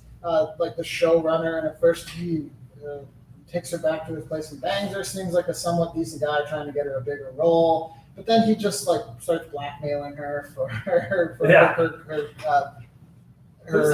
criminal history. That guy. Oh The guy yeah, that you she skipped over drives. the part where his girlfriend buys him a lap dance from her Well, as some so weird this- tension thing and show I don't even ownership over her. I don't even Goes to know how the to strip describe club, this. orders her for $500, gets her to give this guy a lap dance, and he jizzes in his pants. Yeah, from being like dry humps. Yeah, Essentially. and her dry humping is fucking insane. So- If someone has never seen this movie, it would be very hard to follow what's going on. She's giving this guy a lap dance as a show of aggression to another girl who's watching. That's in essence what it is. But yeah, her lap dance moves, they're so aggressive. Aggressive and just like constant, sharp, fast movements. But then she does this one move that comes back into the movie later. She which leans is fast. She's kind of sitting on his lap facing him, and she kind In the of pool, right? It's awkward. No, just no, she's still getting the lap dance, Yeah. and she leans backwards and does like this body like her body is now running like a fish. her body's now running parallel to the floor. Yeah. Like she's still kind of sitting on his lap. I'm trying to show We can act it out here. We're on video. Yeah, so I just Here, get over here, Oh. brother. I gotta move all this stuff. Oh boy. Here we go. Yeah, Richard, So all our audio is probably Look at you go. Look at you go. You can't get up, can you? We're good. Is this what she does? And then she and then she hey, let's get back to remember we're in an audio format and there's basically 0 people watching this video. No, there's 2 people watching and 1 thumbs up. At least Our one. first ever live stream. Who's with our- watching this? I got Richard's probably on. Hey, Megan. And so she Sure, starts pretty doing this appreciate weird body flailing lap dance, and it's the most weird, non-erotic thing you've ever seen in your life. Yeah. And then later in the movie, she goes back to his place, and they bang in a pool, and this is a very typical kind of boring, sensual, romantic scene as they're about to fuck in the pool. They start kind of banging, and then she does that move for real this time, because before it's just a lap dance, but now they're actually banging. Mountain. And it's so weird. It's like So now there's water flailing around. This wasn't a practical move as a lap dance, and it's less of a practical move I've had as a lot of fucking in a sex. pool. And that's the weirdest thing I've ever seen. I've seen a lot of Got weird some shit. product placement for our podcast here. Wendy's. Thanks, Wendy's. Well, let's get to the best character in this movie. We all know who I'm On the talking record. about. We know. He's like the show producer, but he's basically the casting. The goddess director show. for the goddess show, this big Showgirls theater show. And she's auditioning alongside like 20 other girls auditioning. Did you say auditioning? Yeah, he says weird stuff. They're Like doing wand. math. What's wrong with auditioning? Auditioning. Yeah, auditioning is math. Auditioning. Oh. Oh yeah. And he just walks up. I've got a list of quotes that I just want to read directly off of this guy. His character's name is Tony Moss, which I think I'll never forget. He's one of my favorite movie characters of all time now. So he just walks up, there's like 10 to 15-ish auditioning girls in a row. Said, okay, ladies, I'm Tony Moss. I produce this show. Some of you probably have heard I'm quick. I am a quick. I got an interest here, and that's the show. I don't care whether you live or die. I want to see you dance. I want to see you smile. I can't use you if you can't smile. I can't use you if you can't show. I can't use you if you can't sell. And that's how he introduces himself. Just as sleazy as Spot that. on. Spot Imitation on. by that. Because I rewatched this scene this morning. It's so awesome. And he's just going down the line before they even just show up their dance moves. He's just going down the line, judging them as they look. And it's so funny. Like the first girl he walks up with, fairly large breasts, not hilarious and large, but large. He said, what are these, watermelons? This is a stage, babe, not patches. See ya. Gets her off right away, walks up to another chick, looks at her face for a few seconds. Come back when you fuck some of this baby fat off. See ya. Just picks her out. He's just going down the line. It's so funny. Or like the one chick, he's like, oh, haven't you been here before? Yeah. She's like, yeah. You told me to fix my nose, Yeah. and so I went and got plastic surgery. And he's like, oh, the nose does look good. Yeah. Your ears are sticking out. But your ears are sticking out. Come back when you fix your ear. Sends her What's up. great, so this is more brilliant Paul Verhoeven, because she looks kind of disappointed, but she doesn't look that disgusted. She just walks off and is kind of like, oh, damn, I gotta work on it. Yeah. All of them accept it. They're just Yeah. like, yeah, this is how things are. Yeah. So then she kind of moves on to the next step of the audition, and and they do some dance moves or whatever, and then he's like, I don't have this one written down. He says something like, all right, ladies, I want to see your tits, and they look kind of shocked. And he says, come on, this is the top of the show. I need to see your tits. Let's go. Snap his fingers. They look so uncomfortable. They take their tops off. He's kind of looking at the breasts. He gets to Jesse, the main character, and Saved by the Bell chick. says, you got something wrong with your nipples? It's just like, what? It's like, they're not hard. Come on, get them hard. I want to see your nipples. I'm erect. Why aren't you erect? Pinch him or something. He You gets want me his, to picture for you? he's like, I'll do it. He gets his assistant. To be fair, he doesn't make any gropes or anything or No, I anything. don't He's think like, so. you do it yourself. That's However, he Dialogue. does, I mean, and immediately after this, get his assistant to bring up some ice. And, come on, rub these on your nipples. This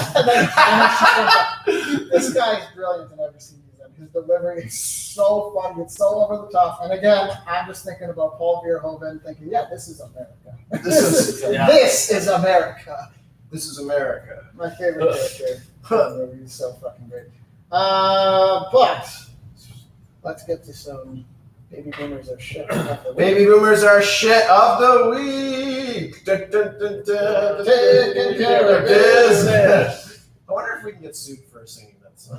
Now you have to sing enough of it. Like you can do like You can do like a little. And if we're singing it, really? No, not if you're If singing it. it. not if we're. I've just seen on movies they'll reference like, yeah, we couldn't hum this theme song, this song in our thing because we'd have to pay the rights. No, that's like a factoid. But we're not making any money. We have off Happy Birthday now. We're not making any money off this show. There's nothing for them to. We'd have to be monetizing anyway. It's a fact. They No, have of to course see we're it, making too. money. I'm getting paid by rape apologists that's right. for this episode. Unlimited liability. They'll write us up. They'll write us up. In I have heard a story. I can't remember like which actor it's from, where he would like write in his character always humming a certain tune, so that like the studio would have to pay for the rights for it or something along those lines. So hopefully that doesn't apply to podcasts. Continue on with Baby. I do know. Just on this note, because this is a funny note. There's like a guy. He does like gaming videos. I can't remember his name. It's like Inquisition or something like that. I don't remember. Loser. Yeah, probably. But he did this thing to get around. Like his videos kept getting flagged for copyright stuff. Because like 3 seconds of some song would play, the YouTube algorithm would flag it, and you wouldn't be able to monetize it or whatever. So any video like that, what he would started intentionally doing was putting 2 different companies like copyrighted material of it, so that they would have to fight for monetization, and none of the companies would want to do it, so they just back off. That's brilliant. So he just played 2 copyrighted. Yeah, from separate companies, so that both of them would have to try and argue one of for them the has to make the monetization. claim. Yeah, one of them has to make a claim, and then either it would just be a middle finger to them, be like, all right, you guys have it, and they'd just be bickering, arguing it. But a lot of times the company would just like, oh fuck it, this isn't worth it. Just because it's just some guy making great gaming videos. But anyway, that's not important. What's important is hating on baby boomers. Let's hit on Let's some get boomers. to it. All right. One thing I find super annoying about boomers is they are the only ones keeping cable alive.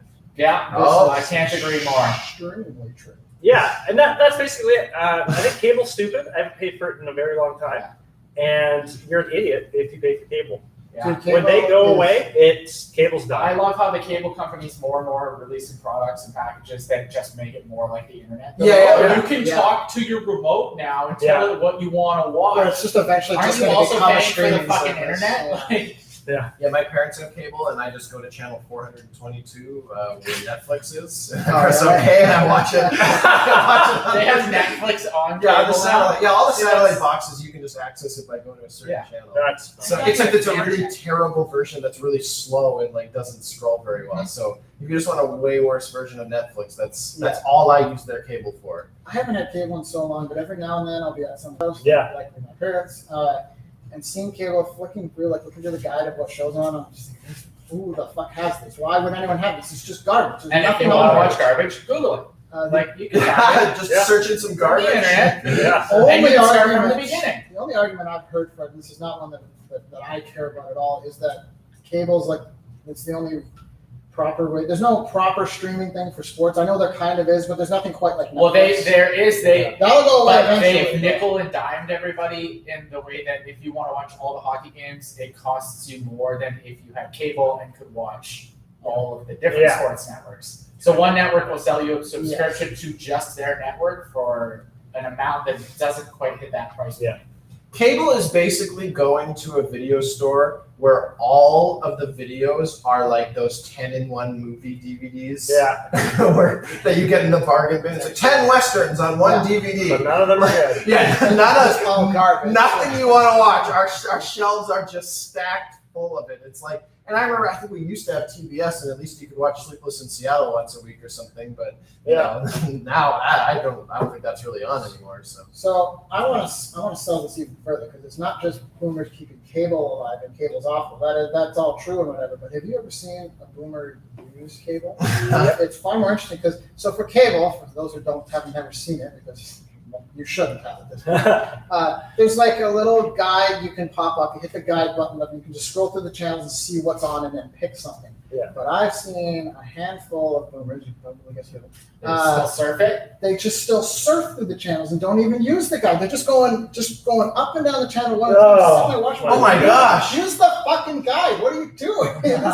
This is way worse. slower. Way worse. And you have than, like, satellite now, so you got like 800 channels on yeah, it. this is way worse than just you're not using Netflix or the internet for this stuff now. You're still using cable. Like even if they're doing that, they're old or whatever. Maybe I can, outside of this segment, I can give it some kind of forgiveness. But then you see they're still flipping through the channel. Like, what year is this? I mean, you're living TV in like guides are- 1997. What are you doing? I mean, it's not even 1997. We had a TV guide in know, it's way 1997. I'm pretty sure we've had TV guides since like the 70s or something like that. So with that in mind, I think that the reason that they're doing it is because they don't want to watch anything. No. And they have no concept of value. They're just flicking until something kind of makes them feel Yeah, it's good like a a game. little bit. Oh, I guess I'll leave it there. Yeah. Or they're just trying to have a news channel because that's all I ever see. That's all No, I we- ever watch. It's yeah. news and we've sports. been over this. It's A&E shows like Pawn Stars and sports. Yeah, that's true. Yeah. Yeah. Home renovation, All news, those. and I mean, in my household, there Which is still available sports, on the internet. Yeah, and the odd time I get convinced from you're at someone's house, they're watching cable. I'm like, man, cable would be a little convenient. Yeah. I probably wouldn't have seen this if I had. And You then the get- advertisements come on. Yeah. I'm like, I just want to blow my brains Oh, And out. then you realize that a half-hour show is only actually like Yeah. 18 minutes. Yeah. And the rest of it's advertised. 2022. Oh, I don't know. Anyway, Idiot. Have you seen this commercial? No, I haven't seen commercials in like 6 years. Boomers, Yeah. boomers really are the only ones keeping this Yeah. alive. The Gen X, they're wise to that. The cable companies know. And they're the ones. Well, I can't blame them because they're just trying to stay alive as Yes. best they can. I can blame them a little bit because they didn't adapt to technology, or they've done a really poor job Yes. adapting to the market. But they're a company. I don't care about that. I don't care about their financials. Yeah. It's the baby boomers that annoy me because they're still buying into their crappy dated marketing ideas. So to me, what's going to happen is that it'll keep dwindling. Yeah. So Yes, in order to that's make up for it, cable will have to increase the That's prices. right. And so the problem with baby boomers is that they have enough money to keep paying those Yeah. prices as they go up. Or they're So just they'll- out well, eventually, they'll die. eventually, but it could be a Not lot too longer far than it off. needs to be. There is one other thing kind of keeping it alive is just internet isn't as common around not everyone Right, has yeah, it. not That's everyone. one thing that is That's still keeping it alive. We think of the internet, yeah, everyone has it. You have it on your fucking phone just on the go now. It's not as common as you think. I think it's still No, you can just go to Well, Eggsy, or not Eggsy, but Popcom. Yeah, just downtown shitty little, here. There are So you places don't have in the the internet where mountains. It's so shitty. They have satellite internet. But it's and even like a- 2 gigs a month. especially when you wander outside of America and Western countries, it's far less now. I think it's less than 50% of the world. So there are some other factors There to apply, are- but in our part of the world, it's booming. We just need some robots to fix this problem. Yeah. Well, We need some massive blockchain. companies like Facebook and Robots Google, don't watch cable. They're ridiculous. I mean, to kill the baby boomers. That's true. Yeah, massive companies like Facebook and Google are jockeying for the position of being internet service providers for India and all these. Yeah, other that's a countries. scary idea. Yeah, it is because they are actually Yeah. just going to become major. Yeah, I was talking, yeah. So Talk about India. Just Don't give them the internet. Yeah. You know They're what? This just is the gonna first step happen. toward the bank of 7-Eleven, which I think we were talking about. Yes! I'm kind Do of they have a this is bank? funny. Oh, Yeah, my brother James, he went to just to briefly skim over because we talked about it before. He went to Thailand and he talked about how there's a bank of 7-Eleven. And immediately before he said that, I didn't want to know anything more about it because I'm just picturing people using Slurpee as their currency. And so I know that's probably not what it is, but I don't want to know anything more. No. So nobody look it up. I don't want to know.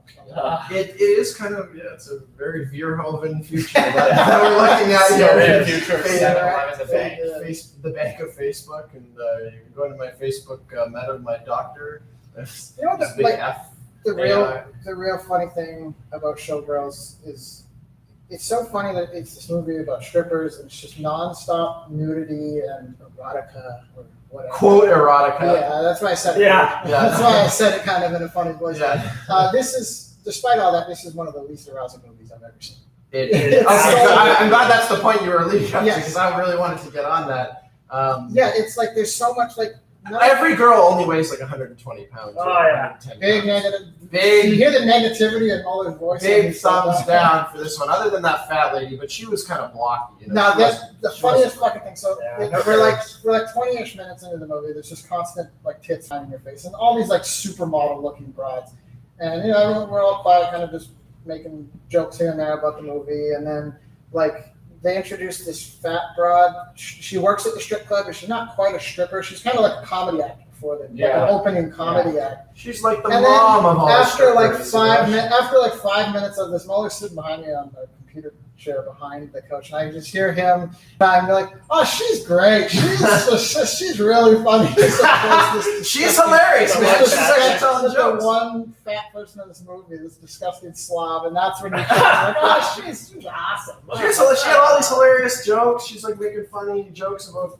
She's like, that looks like the big tumor I got taken out of my cunt last Yeah, that week." I remember that she had a She was a character. Like, yeah, she like actually had personality, you know, and that was a breath of fresh air after watching Showgirls. Other than that, to me, she's less interesting because I watched the rest of this movie, and all these characters are super flat and boring. But when you really look at them, including the protagonist, like I said, they're all the biggest pieces of shit with just sleaze ulterior motives. Yeah. Every single character, and the only character in this movie that isn't a total piece of shit. Is you can trust I guess, people. but she doesn't get a lot of screen time. No, she's not a main character. I mean, when she's on the screen, she's taking up a lot of it. She doesn't get a lot of time on the screen. The only character, Her friend.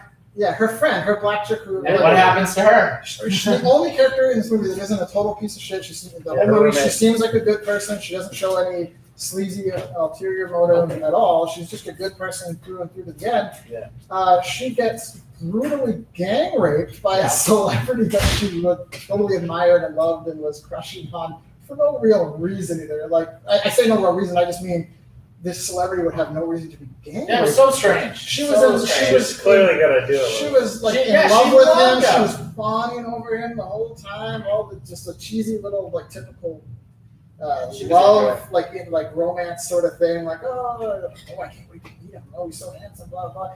And then he's like charming, and at this party that they're at, and they meet him, and then takes her back in the room and gang rapes him with his bouncer. She's like, oh my god, this is like the only character in the movie that isn't a piece of shit. It's brutally gang raped. And again, you look at that and you think, oh, this is just exploitation or whatever. But I'm thinking at it from this is what Paul Verhoeven thinks of Americans. Yeah. It's like the only good person is just getting fucked by all the non-good people, always, all the time, brutally. And it's like the end of the movie. Near the end of the movie, she gets gang raped and she's hospitalized because it was that brutal. And that's the end of that character's arc. We see her in the hospital recovering.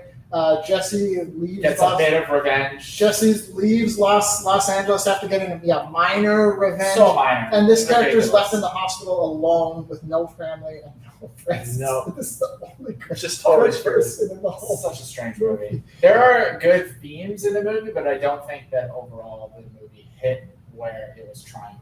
No, that's like I said. I think he was trying to hit back to his more traditional movies that he did before doing American movies, but also trying to do what he did with it. I think he's trying to do both. Yeah, and that's where it doesn't hit quite the same. Like this isn't like the sex version of RoboCop. It almost is, and It should have been. in some ways it is, but it's not. It doesn't have the same charm. Like I watch RoboCop and I just got a ear to ear grin the whole fucking time.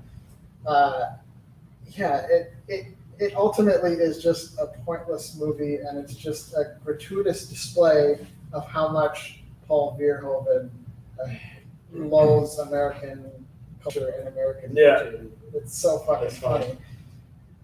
Before we or right at the beginning of the movie, I made a crack that it was Neon Demon was just a poor man. Poor man Showgirls. Yeah, And it was funny. We started joking, and you were like, you know what? The guy who directed Neon Demon, who also did like Drive, Only God Forgive, Smartsy movies. Nicholas Winding Refn. Yeah, you were like, I can almost guarantee this guy loves Showgirls because he's just a kind of a weirdo. I guarantee fucking you. So I looked it up. And so there's numerous interviews where he talks about how much he loves Showgirls. He brought with his wife.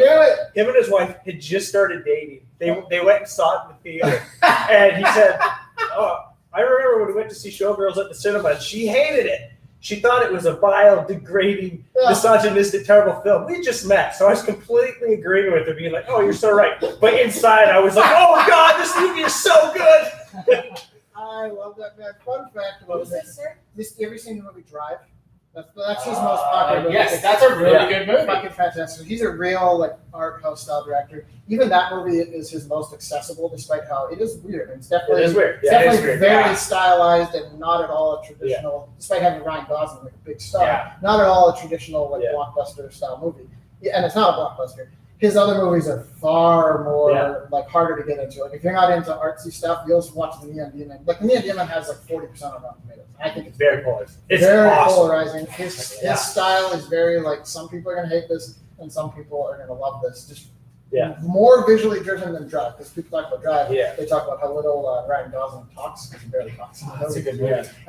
That's like way more dialogue in some of the movies, especially he also did Only God Only God Forgives. He's starring Ryan Gosling, who speaks. He probably speaks half of what he does in Drive. Yeah. Anyways, Neon Demon, Neon Demon's awesome. It's about a girl who tries to make it. She goes by herself to LA, tries to make it as a model. Did he make Except it's actually good. Showgirls? Well, this came out like a couple years ago. Yeah, 2016. Oh, okay. So anyway, we were joking because we know the director's a bit of a weirdo about how he probably likes Showgirls. And obviously he does. There's another interview where the guy interviewed him was wearing a RoboCop t-shirt. Yeah. He goes, "Oh, cool shirt, by the way. That's actually one of my favorite sci-fi films. RoboCop, Total Recall, Starship Troopers. Paul Verhoeven made 3 amazing movies in a row. I actually met him at Cannes this year. We both had films in competition. I said, I'm a younger version of you." He laughed. He's such a good filmmaker. I like Showgirls too. So he's on record numerous times talking about Showgirls. Is Nicholas Winding Refn. I've heard all sorts of stuff about how much he loves like old, just sleaze movies and exploitation style movies. So there's a movie from the '80s called Maniac. They did a remake of it. They did a remake of it with Elijah Wood in 2013. Oh, I haven't seen that. Which is great. I should watch it. I've never actually seen the original, but I've heard about it in that it's just an unapologetically violent, grotesque, it's just a slasher movie basically. Nicholas Winding Refn. This movie came out in the '80s. Nicholas Winding Refn's only making movies like early 2000s, maybe late '90s, some of his early stuff. So he had nothing to do with this movie. Nicholas Winding Refn loves this movie so much that on the Blu-ray re-release of the original Maniac, the Sleaze Fest, he has a commentary track on it for some reason. Was that Maniac Cop? He did that on? I think it was Maniac Cop. Yeah. Either Anyway, way, still so hilarious. Maniac Cop, same director as the original Maniac. Oh, is that right? He also just another violent slasher movie with a guy who used to be a cop, basically. That's what it is. And Nicholas Winding Refn had nothing to do with this movie way before he was making movies. He has a commentary track on the official Blu-ray. It's not like something he released on the internet. Hey, this is my commentary track. We're watching this movie that I love. On the official Blu-ray release for the movie, he has a commentary track on it. So I knew Nicholas Winding Refn, and when I was watching Showgirls, we had the comparisons to the end. Yeah. I knew, I bet Nicholas Winding Refn loves this movie. He loves it. And he's doing he's apparently producing a remake of Maniac Cop too. Yeah, I've heard that too. It's awesome. Anyway, it's pretty. So he's a bit of a weirdo. Anyway, so. Where the fuck did Mark go? I don't know. So while he's gone, I want to read another awesome quote from Al Torres, the strip club owner. So Tony Moss, the character name. Tony Moss. No. Al Torres is the strip club owner. Yeah. Okay. Sorry. So him and the fat chick show up to say hey to Jessie. Yeah. She's part of the new act. And they're there to wish her luck. And they're making weird comments. Anyway, they're okay. Well, hope you're doing good. We'll see you later. And then as they're walking, weird scene where prior to this, the last time we saw the strip club owner, he's just being a constant asshole, being like, "You gotta give me blowjobs if you want to make it in this industry." And he never has any turn. And then all of a sudden, he's like, "Hey, it's Kinga. Wish you luck. It's good to see your face again." And the fat chick, so she's kind of like the mother, and he's kind of like the father, which is really weird. And so as he's walking out, he turns around, and they have this. You can tell it's a moment, and he looks at her and goes, must be weird not having anybody come on you. And then she kind of goes, she does a little nod. She's like, yeah. So weird. You guys don't love this movie. This is so what's wrong with you? Yeah, it's hilarious. You guys ready for some dating advice? Yeah. Yes. I'm pretty much ready to close up Showgirls. Why don't we close up Showgirls and we'll finish with some dating advice? Yes. To sum up this movie, the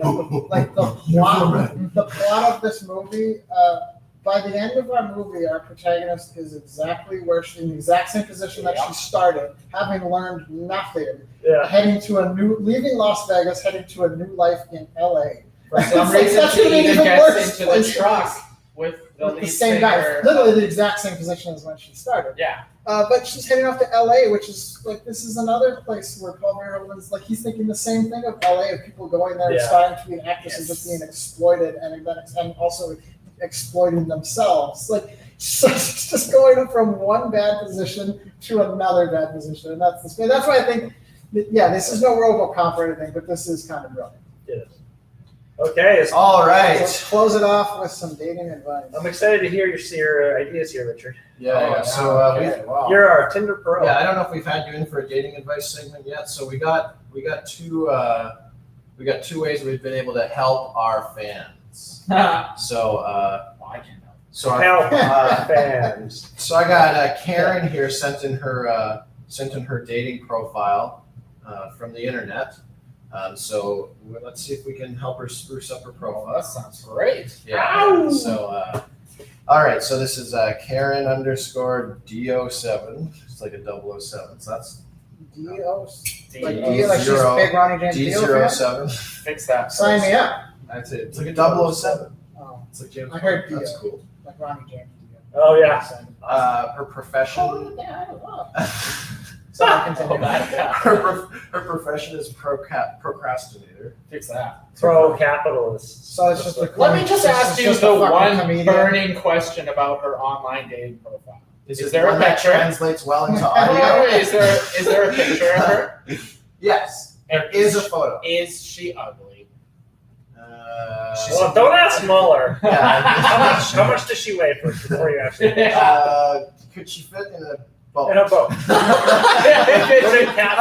don't know what you're asking. You get in a canoe with her. Yeah. So sorry, her profession here. We're trying to help her. Her career. We gotta help her.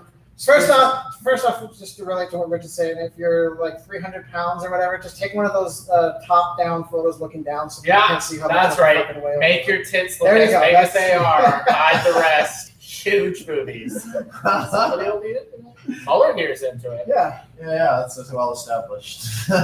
We got it. Yeah. Breaking news. Yeah. Okay, so I'll get into her description. Yeah, See if we can help. So a little about me. I am very sarcastic. Whoa. That's sarcastic. Yeah, She has a dark sense of humor too. Yeah, I'm already getting, it's taken down. It's like, oh, I love humor. It's the first inkling of an offensive. Anyway, sorry. Literally everything I say is meant in a sarcastic manner. Even that? It's become kind of a problem. I no longer know if I genuinely mean things anymore. It's a serious problem. You can't be I paid. feel like I might have wrote this. This is I put the, on a wig and what? this is the opener. All right. I have a serious problem. What a guy wants to hear when he's Okay. looking for a girl to date. That's Yeah. true. They're on Tinder. They all do. Yeah. If Seriously. it's Tinder, I'm surprised we've made it to the profile. That's a fucking point. Swipe. If it's Tinder, I'm surprised that the profile would be that long because usually they're like a half a sentence. Yeah. Anyway. People think I'm funny when in all seriousness, I'm being mean. Wow. Yeah, I've met girls like this. I don't like. I mean, I kind of like that a little, but you know, I guess it doesn't help that I laugh afterwards, so they think I'm joking.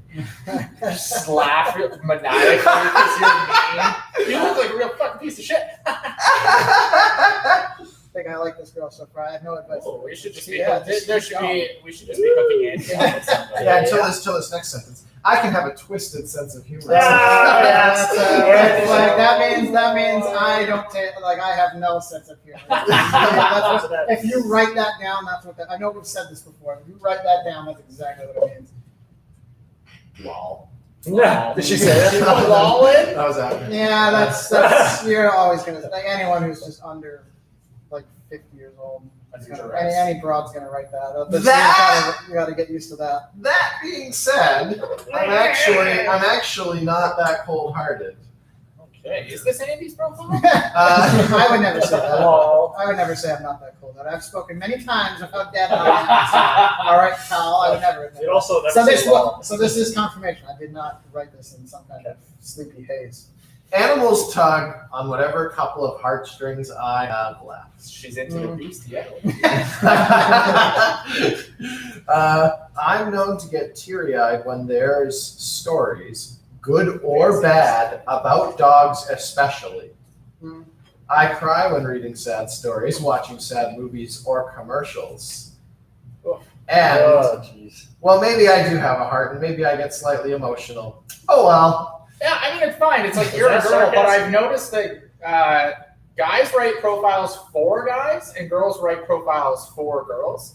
So a guy will just be like, "I really like to fuck," and then a girl will be like, "I love dogs," and it's like, no, you need to change it. Just You- switch the those, guy yeah. needs to be like, "I like dogs," and the girls need to be Oh, like, the "I like best. fuck." Just signing up and making a profile on these things, it just immediately taps into that that weird psyche where it's like, oh, this is an opportunity to just talk about myself. And that's why I've listened to Richard's advice. So my profile says, I really like to fuck, women, and then it's about them.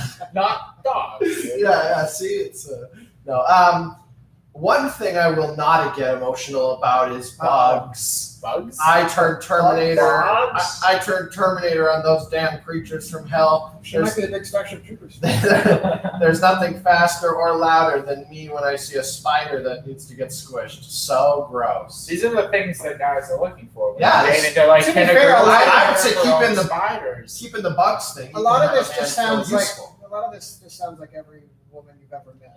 Yes. They cry about dogs or whatever, and they're scared of spiders. Okay. And they think they're She's funny. Every not- girl she's has- she's You not could have just scared. wrote "I am a woman." I would have already assumed both of those things. Dark. Moving on. it's very dark, It's all Andy. super So shallow. Oh God. Internet dating is so shallow. We really are just like, oh yeah, okay, you kill spiders, that's fine. What do you look like, and do you take care of yourself?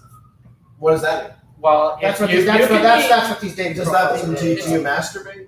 No, do you take care of yourself? Yeah. If you don't masturbate, get out of here. Is that You're a ticking time If bomb you when can't get do out. yourself, nobody can help you. is that You can't do yourself. Why should I do it? Get out of here. is that what you write on your profile? You No, I like masturbate. girls. I love puppies and cats and rainbows. This is probably the smartest thing I've ever heard. Yeah, so So, I guess I kind of want to know what your dating advice is for guys then, because you Dating seem to advice for have a guys? lot of it. Like I've heard what you said already. Every girl knows that you like to fuck. Don't talk about fucking. This is Sounds like good advice. it's great advice. Yeah, so Don't talk about fucking and take care of yourself first. And because What does that mean? everybody is as shallow as you are, you don't need to write much. Nobody cares about what you have to say. what do you mean take care of yourself? Take care of yourself. Get outside, exercise. You become a little too Have self-helpy. healthy lifestyle in your own way. I want to hear what Richard has to Make say. it funny though. No. And also make it fun. This is already funny to me. Take care of yourself and show that you can take care of yourself. So you're just saying to be thin. No. You think that taking care of yourself Talking about means to pumping be weights. fit? Haven't you ever I'm seen an talking Arnold about Schwarzenegger? Yeah, getting hard, man. So you just need to be. Yeah, honest question. You can't just You show need that you're to- depressed and You shit. don't need to be ripped. You just have to convince them that you are. Yeah, that's Oh, right. right. You take a picture Present from the top yourself. down. You have to High present yourself contrast. as if you're being ripped. Sometimes I'll take some pictures from Showgirls and Yeah. I'll Photoshop them onto my breasts so that women think I have ripped breasts. Classic move. Yeah, exactly. Do people put butthole pics? Dating profiles or- Their profiles. I think what you're asking about is Grindr. You're thinking. Oh, okay. Is that what that is? What Look is it up. Grindr? Look it up. It's like the gay Tinder. Ah! Yeah, Like you for don't know gay, what's a gay for Tinder? Yeah. but for gay dudes Well, specifically, Tinder isn't it? It's funny. I thought yes, it is. Grindr was first. No, Grindr's just for gay dudes. I don't know. I don't That's know. a perfect name. Yeah, but- Isn't it? It sounds but- really like perfect. Grindr. But isn't what's he gonna do? It's awesome. Is You like that name a little too Perfect much. Grindr because it's It's hilarious. it's spot on. It's lots of magma. Hey, gay people have a sense of humor sometimes. Uh, So isn't Grindr more like it tells you there's a gay dude like 50 feet? Well, from you, Tinder so- kind of does that. So It comes with gaydar. Like a Yeah, literal gay. They don't Right even- around me. Yeah, they don't even have the app installed. It's like, yeah, that guy's gay. Like, you can go have sex with him. Yeah, I think this chick's kind of nailed it. You know, she thinks that she's funny, so it's Are like, you dating? you this know, woman? no. Have you reached out to her? Listen, I'm a classy. Have you reached out to this person? No. Why? Because she's also. Because she's fat and ugly. No, she's not. No. Yeah, Because she's she not probably fat. She's weighs like not fat. 120 pounds. That's why. Yeah. Can I get her number? I would. She thinks that she's funny, so that's a great. That's a great thing. So you know you can trick her. You know into what? Thinking she's funny? Well, You've been watching Showgirls. It's a gullible I person. understand this advice. Yeah, my whole life has changed since I've seen Showgirls. I've really been able to align my The way I interests, talk to you know. women. completely Everything changed. is about just. Yeah, and she wants you to kill spiders for her. A real traditional woman. Yeah. I've got basically no way to improve this. What about you? Could a real man help her? Can a real man help her? First off, I noticed that you're staying away from the picture thing. As if It's they- an audio audio program. No, I'm not They asking sell that. no, I'm just asking you to say if she's attractive or not. Oh, I don't know. don't know. Here, you look. Okay, I'm looking. He's all excited. Okay. Okay, Hey, let's see don't this. whip this around. This is connected. Yeah, this is kind of connected to everything. I want to see this. Yeah, she needs to go to the gym. Let's see. All right. Yeah, gross. For the record, Brayton's was way worse. So, I don't know. Less about the puppy dog chat and more about Hitting the gym. losing weight, I guess. that's the Thank you. takeaway. Let's not sugarcoat. I have noticed a lot of women on there being like, oh yeah, I love going to the gym and like they list off a lot. And of it's so active obviously things. not true. It is pretty She funny. needs, my advice to her is that she needs to be less transparent about her lies and selling herself. Like, oh, I have a great sense of music. Yeah. Just be like, I love fries. By the end of it, you're already like, or by the beginning, you're like, oh, I don't take anything seriously. I just make fun of everything. And then like 2 sentences later, yeah, maybe I do. It's like, hey, you're not lying well enough. You need to learn to lie better. You need to sell yourself, to sell the lies that you want to get. If you're gonna be a double O agent, you better learn how to lie better. Oh yeah. People are complicated. These things are all understood by other people. You're going to be complicated, and you're never one set thing from one moment to the next. People care about on online dating. What do you look like? And if you're not super attractive, just pitch within your league or like bat within your league. You need to, girls, if you're not super attractive, you want to up your likes, you want to up the amount of guys that are going for you, just take my advice. Write a profile for a guy. This advice. You like blowjobs. Face fucking is one of your hobbies. Shit like that, and you. I think I said this before, and if that doesn't work, just go to the bar, stay till closing time, put on some high heels and makeup, and you'll go home with the guy. Well, I guess we can cancel this segment. We'll just refer everyone to this episode for The definitive real move. the definitive dating advice: be more attractive. Right. Be more attractive, and you Or can, closing time at the bar. If you can't do that. yeah. Closing time at the bar, be more attractive, and you can do anything to me. Great, ultimate advice. Just write that down. Everybody just come back down to this episode, and you'll figure it out. You're saying this, shaking your head and laughing. Spot on. I'm just nodding. That's your exact advice. Okay, so thanks for that great advice, Richard. What about you, Brandon? What she should do, if she has 007 in her name and she thinks she's so funny, she should get a picture of Natalia from the Goldeneye video game as her. The The blocky poly. Yeah, the blocky the video red. game specifically, not the character. Not even the picture of her on the cover. Or a picture of her just the from polygon. the movie. Yeah, a screenshot. A screenshot Screenshot of her from the movie. Yeah, screenshot from the game. See if anyone gets it. That'd be awesome. Okay, I agree with that. My advice is just put on a bullet. So, bullets always seem to stand out in text. Like Put on get a a big, bullet? yeah, like a bulleted Are you list. telling her to? Bullet Oh, I thought you were list. telling her to like, Kill herself. just fucking eat a bullet. Just- That's what I thought you were saying. I think we've already given that advice. No, bulleted lists. You have the dots. What do and you they want to see stand on out. this list? So because the bullets stand out, and you just need to put. Is this what you do at your consulting job? And you're like, look, lady, I know how to sell stuff. You needed bullet lists. That's what all these people want. And they never do it. Here, I'll find you the perfect You keep telling them you need to use bulleted lists on the internet because people are stupid and they don't Actually, read huge I paragraphs. will admit, Well, that's let's not the worst point. And then they were. people come back and I they agree don't with use this. them, and so I don't know. Yes, that is what I do in my consulting job, and people still can't get that simple advice.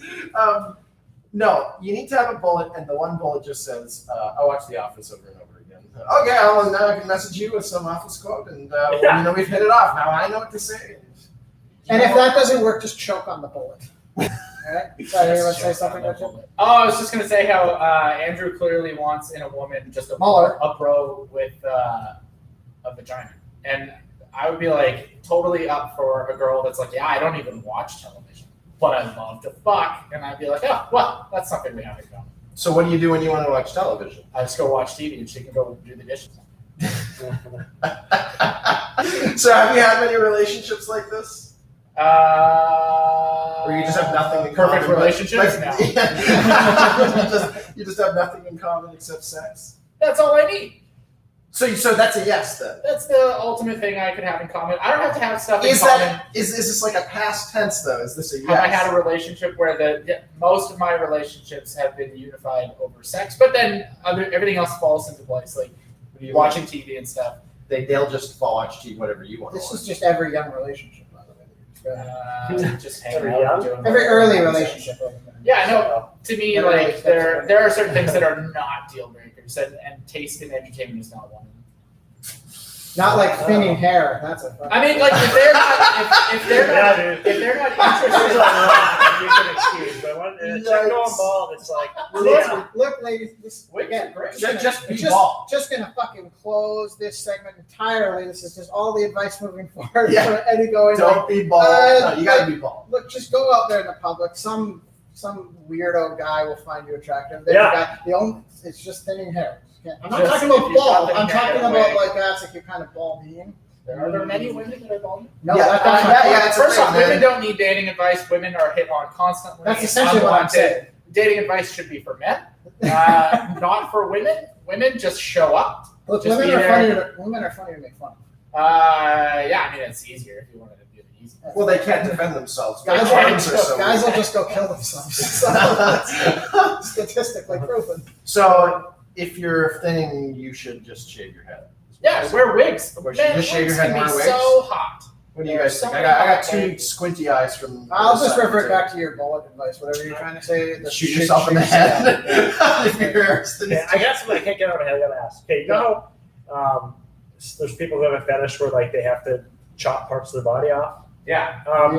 You keep saying bullet. I keep wondering: are there people who just shoot themselves? Like, I'm sure. Take a gun and just shoot a part of their body, and they just been on the internet. It's like people just fucking sewing up their vaginas and sticking needles through. Oh my god! Most people who just like shoot their leg. I'm so turned on. I don't know if they would do that regularly because shooting your leg is fairly like there's arteries and shit. Yeah. Okay. Yeah, I don't think they're just using. There's definitely people that like cut themselves. There are safe ways to fuck yourself up. But shooting yourself might be a little like you're not gonna be. You're certainly not regularly doing that. You're artery. You're just dead. That's true. Well, I'm glad we have an expert on the shooting yourself fetish in this room. Thank you. To answer the question. But we're all guys. We should know something about killing. We're all experts. Inevitably killing ourselves. The old owner of my old gym that closed down, I heard he used to be like quite a gangster, and he used to when people didn't give him his money, he beat them up, and he'd grab their fat like from their stomach, and he'd shoot it. What? I got to shoot through it. That's pretty awesome. Yeah. Go to my gym. What the I hell? don't think he did that later in life as a gym owner, but yeah. That's how you collect. Yeah, you grab the stomach fat, shoot it. That's crazy. I like it. That's pretty cool. I've never heard of that. I've never thought. Yeah, that is He's doing him a favor. That's a new concept to me. Okay, and so thanks for your advice, guys, on the dating profile. So I got somebody who's written in here who needs some actual advice, situational advice. I moved to Las Vegas, and I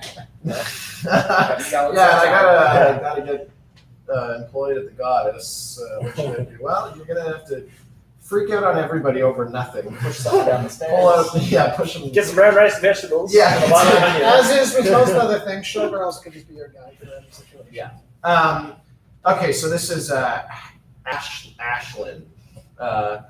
My boyfriend won over my parents, but I haven't won over his parents yet. I got his mom, but not his dad. So, is it a gay? Sorry. No. Okay. Girl, boy. No, it changed my life. It's true. My parents are fine with it. They're fine with my boyfriend. My boyfriend passed the dad test with flying colors. I don't have anything to hide. Does he wear a family pack? Just talk about baseball. Fanny pack. You're in. It's just very strange for a dad not to accept the woman. Well, we'll get there. So she says, I probably attribute the fact that they like me to the my mom's a sex educator and my dad's a nurse, but his parents are a little different. So, I've gained his mom's trust. His dad, however, gives me the major side eye, and my boyfriend even told me I need to try harder with his dad. That sounds weird. So Just kidding. So That's everyone. I think we've asked that. It's a prerequisite question. how How exactly fat is this? It's important. how exactly does one beat the dad test? Cleavage. I was just Well, about to say she's probably not showing enough cleavage. Yeah. Whoa, done. Next. Sorted. Next. As the only dad in the room, Richard, is that something What? you? Oh, I will be a dad soon. No, I mean you.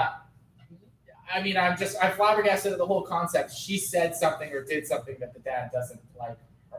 There's some other underlying thing, and until you know that, you only got the cleavage on. By the way, Spot on. 100%. now that you guys have said that you're dads, there are some people rallying to get your kids taken away from you. Nice. On this show. That's right. That's very much. It's right in. They're unfit to be dads based on the things they say. I'm a better dad than they are. Gotta buy a gun. There you go. So Yeah, so she's either Not showing off the goods. not showing off enough goods, or she's so smoking hot that the dad's just jealous. It's Compared possible. to his shitty wife. Yeah. So That that is not advice. Oh, Those are just statements. show or Well, I cleavage, already said the advice, yeah. or You gotta just bang his dad. keep on keeping on. It'll be fine. Yeah, you gotta bang. You gotta bang the dad. Yeah, you gotta bang the dad. And then you take a video of it and you can blackmail him and say, you don't like me in Oh, front of your wow. son. Yeah, Just like a our gay advice. Also, So who gives a shit? solid plan B. Yeah, They must be young because usually you just move away from your parents and talk to them. Leave it to Richard. Hey, can you give me advice on this issue? Well, Lose some weight. why don't you rethink that issue and not want what you're asking Oh, for yeah. at all? Why don't you just reimagine? Just reimagine that issue. How do I pass that dad I'm a test? big Well, picture listen, guy. you don't need to pass the dad He test. started with that cleavage line. Yeah. You know, I don't want to defend my friends, but you know, I'll defend them here. I know what's best for you. You don't even need what you think you want. Well, why doesn't he like her? That's it. She just says he doesn't like me. How do I win him over? He's giving him the side eye. Yeah, he's clearly attracted. Giving her the side eye. Yeah. So I remember like somebody that I knew that I really shouldn't out. I remember he was But I'm gonna. a dad that I know, Okay. and he So you're gonna out him like he's gay? So he's a gay dad? no. And I remember like it was this exact situation where he didn't like the girl, like exactly the same. He didn't like his son. He didn't like his son's girlfriend. His son's girlfriend. Yeah. Oh, yeah, she's probably a bad influence. Well, I think he just thought it didn't. That's too much. It didn't meet what he was expecting his son to like date or I expected my son to date someone She's not a doctor. who's kind of like this, and it wasn't exactly. So maybe that's that. So what you got to do is you got to incept into the dad's dreams and find out who he is expecting. Yeah, same advice. You're getting into his dreams, cleavage, exact same advice. Because that's what you'll find in there. Yeah. And you might find a This few. is you're just repeating the same thing. Well, yeah, and then you can You're blackmail him with fancy the fine words. things you find in there. You learn about his secrets. Okay. You know ISIS angles? So blackmail is your answer every time? No, I just don't like cleavage. Oh, I can't pair those. Well, they secretly like it. Yeah, they like it too much. It drives us crazy. Richard, did you have some more dating Just advice? dating advice in general. along the No, way? but there is something I brought in that I wanted to just discuss with the listeners. And that is, well, I guess it's a They one-sided. can't- yeah, that's not a discussion. I got my own segment, guys. I'm Just just- so you know. No, sorry. I guess No, I don't care. I don't care. It's from Global News, which is a cable news network around here. You guys might we be just doxed familiar them. with it. Oh, we And it's kind of yeah, they're gonna lose their jobs if they find out that they're on this podcast. That's right. it's dating terms. So I just want to put these out there. What do you mean by dating Modern terms? dating terms? Dating terms, and I just want to see if you guys know what they are. So, do you guys know what thirst trap means? Is it just a whore? Oh, it's somebody who gives you. It's gonna be You should let us try to figure it out. It's somebody who will give you a blowjob because they think you'll like stay with them if they like make it easy to get her. No, but I want to meet her. So let's just go back a bit. Do you guys know what thirsty means? Yeah, it means I want to try. I would assume. Yeah, Andy's got it. So Horny? a thirst trap is when someone posts a sexy or suggestive photo for the sole purpose of getting attention So I from was one right. or more of their followers. So don't they just mean to say that? Oh, so like an Instagram So model. social media. No, they're just saying what a woman is. Ray says when someone is drawing attention to themselves, they are thirsty. Okay. Yeah. So what about fubbing? Do you guys know what fubbing is? It sounds It sounds like the opposite of a boner, so it's like. It sounds like giving a hand job, but only with like the palms of your hands. Or like with like your, no grip, like you just It's actually or like your calves. it's way more peachy. It's phone snubbing. All right. What's phone snubbing? It's when you're with your partner and they're paying more attention to their phone instead of their partner. Okay. Sorry, Oh, so it's like I have a question. with a Do you PH. want some more? Or you Yeah, want- no, I have. Yeah. So- So, but you gotta let us guess. That's Okay, that's so the good part. orbiting. Any idea what orbiting might be?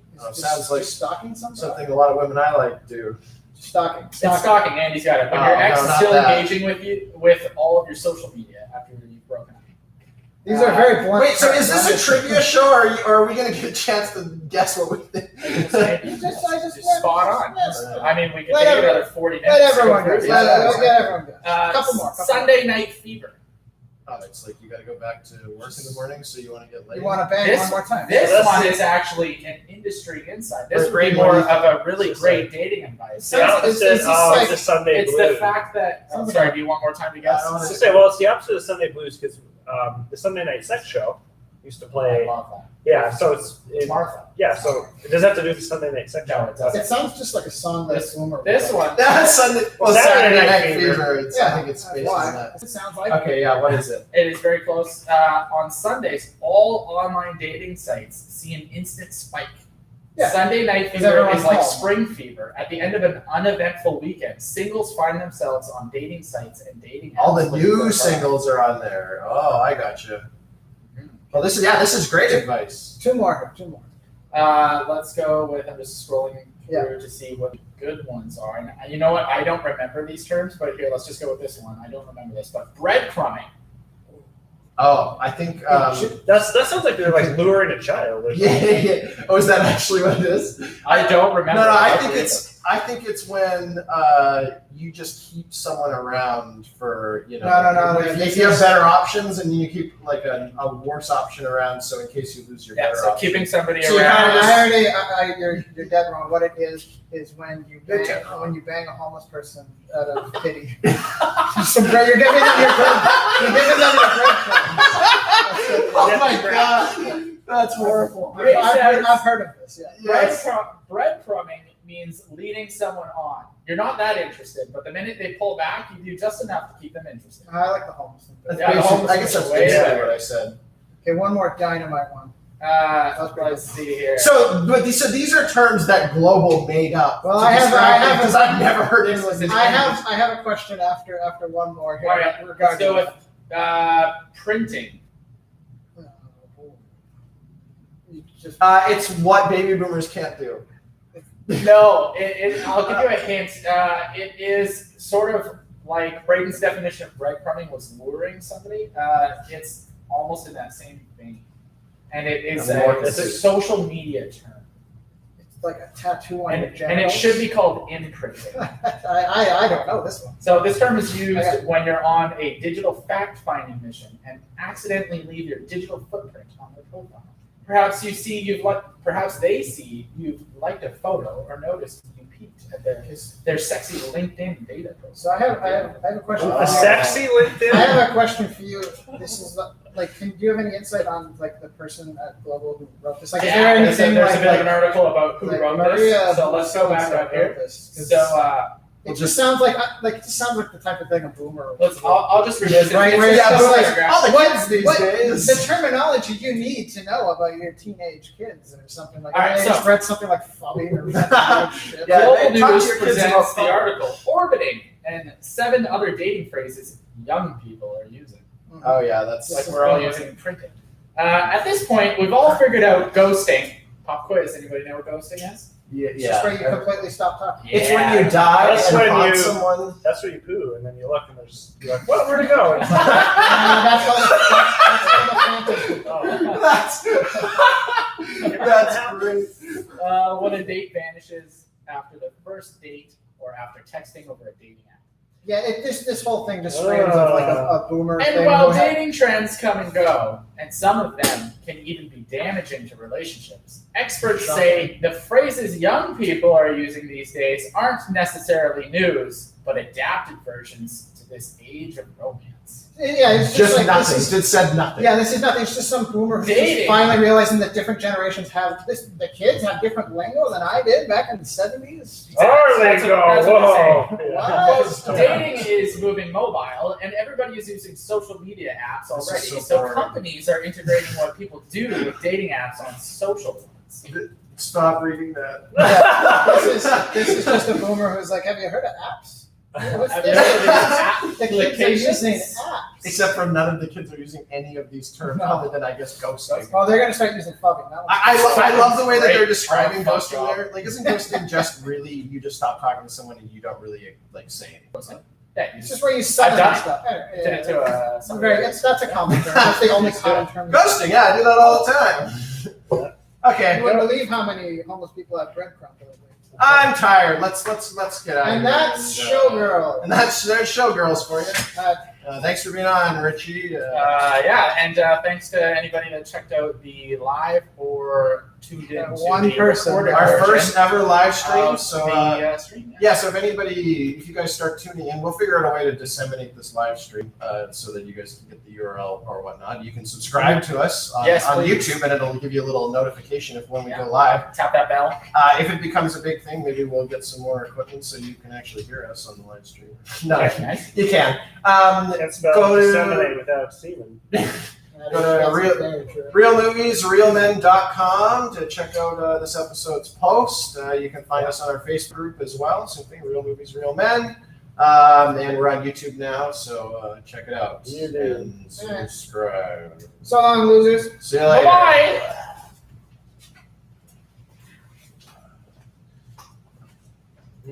Well, that was all right. White power, lol. Who was that? Who was that dead baseball player?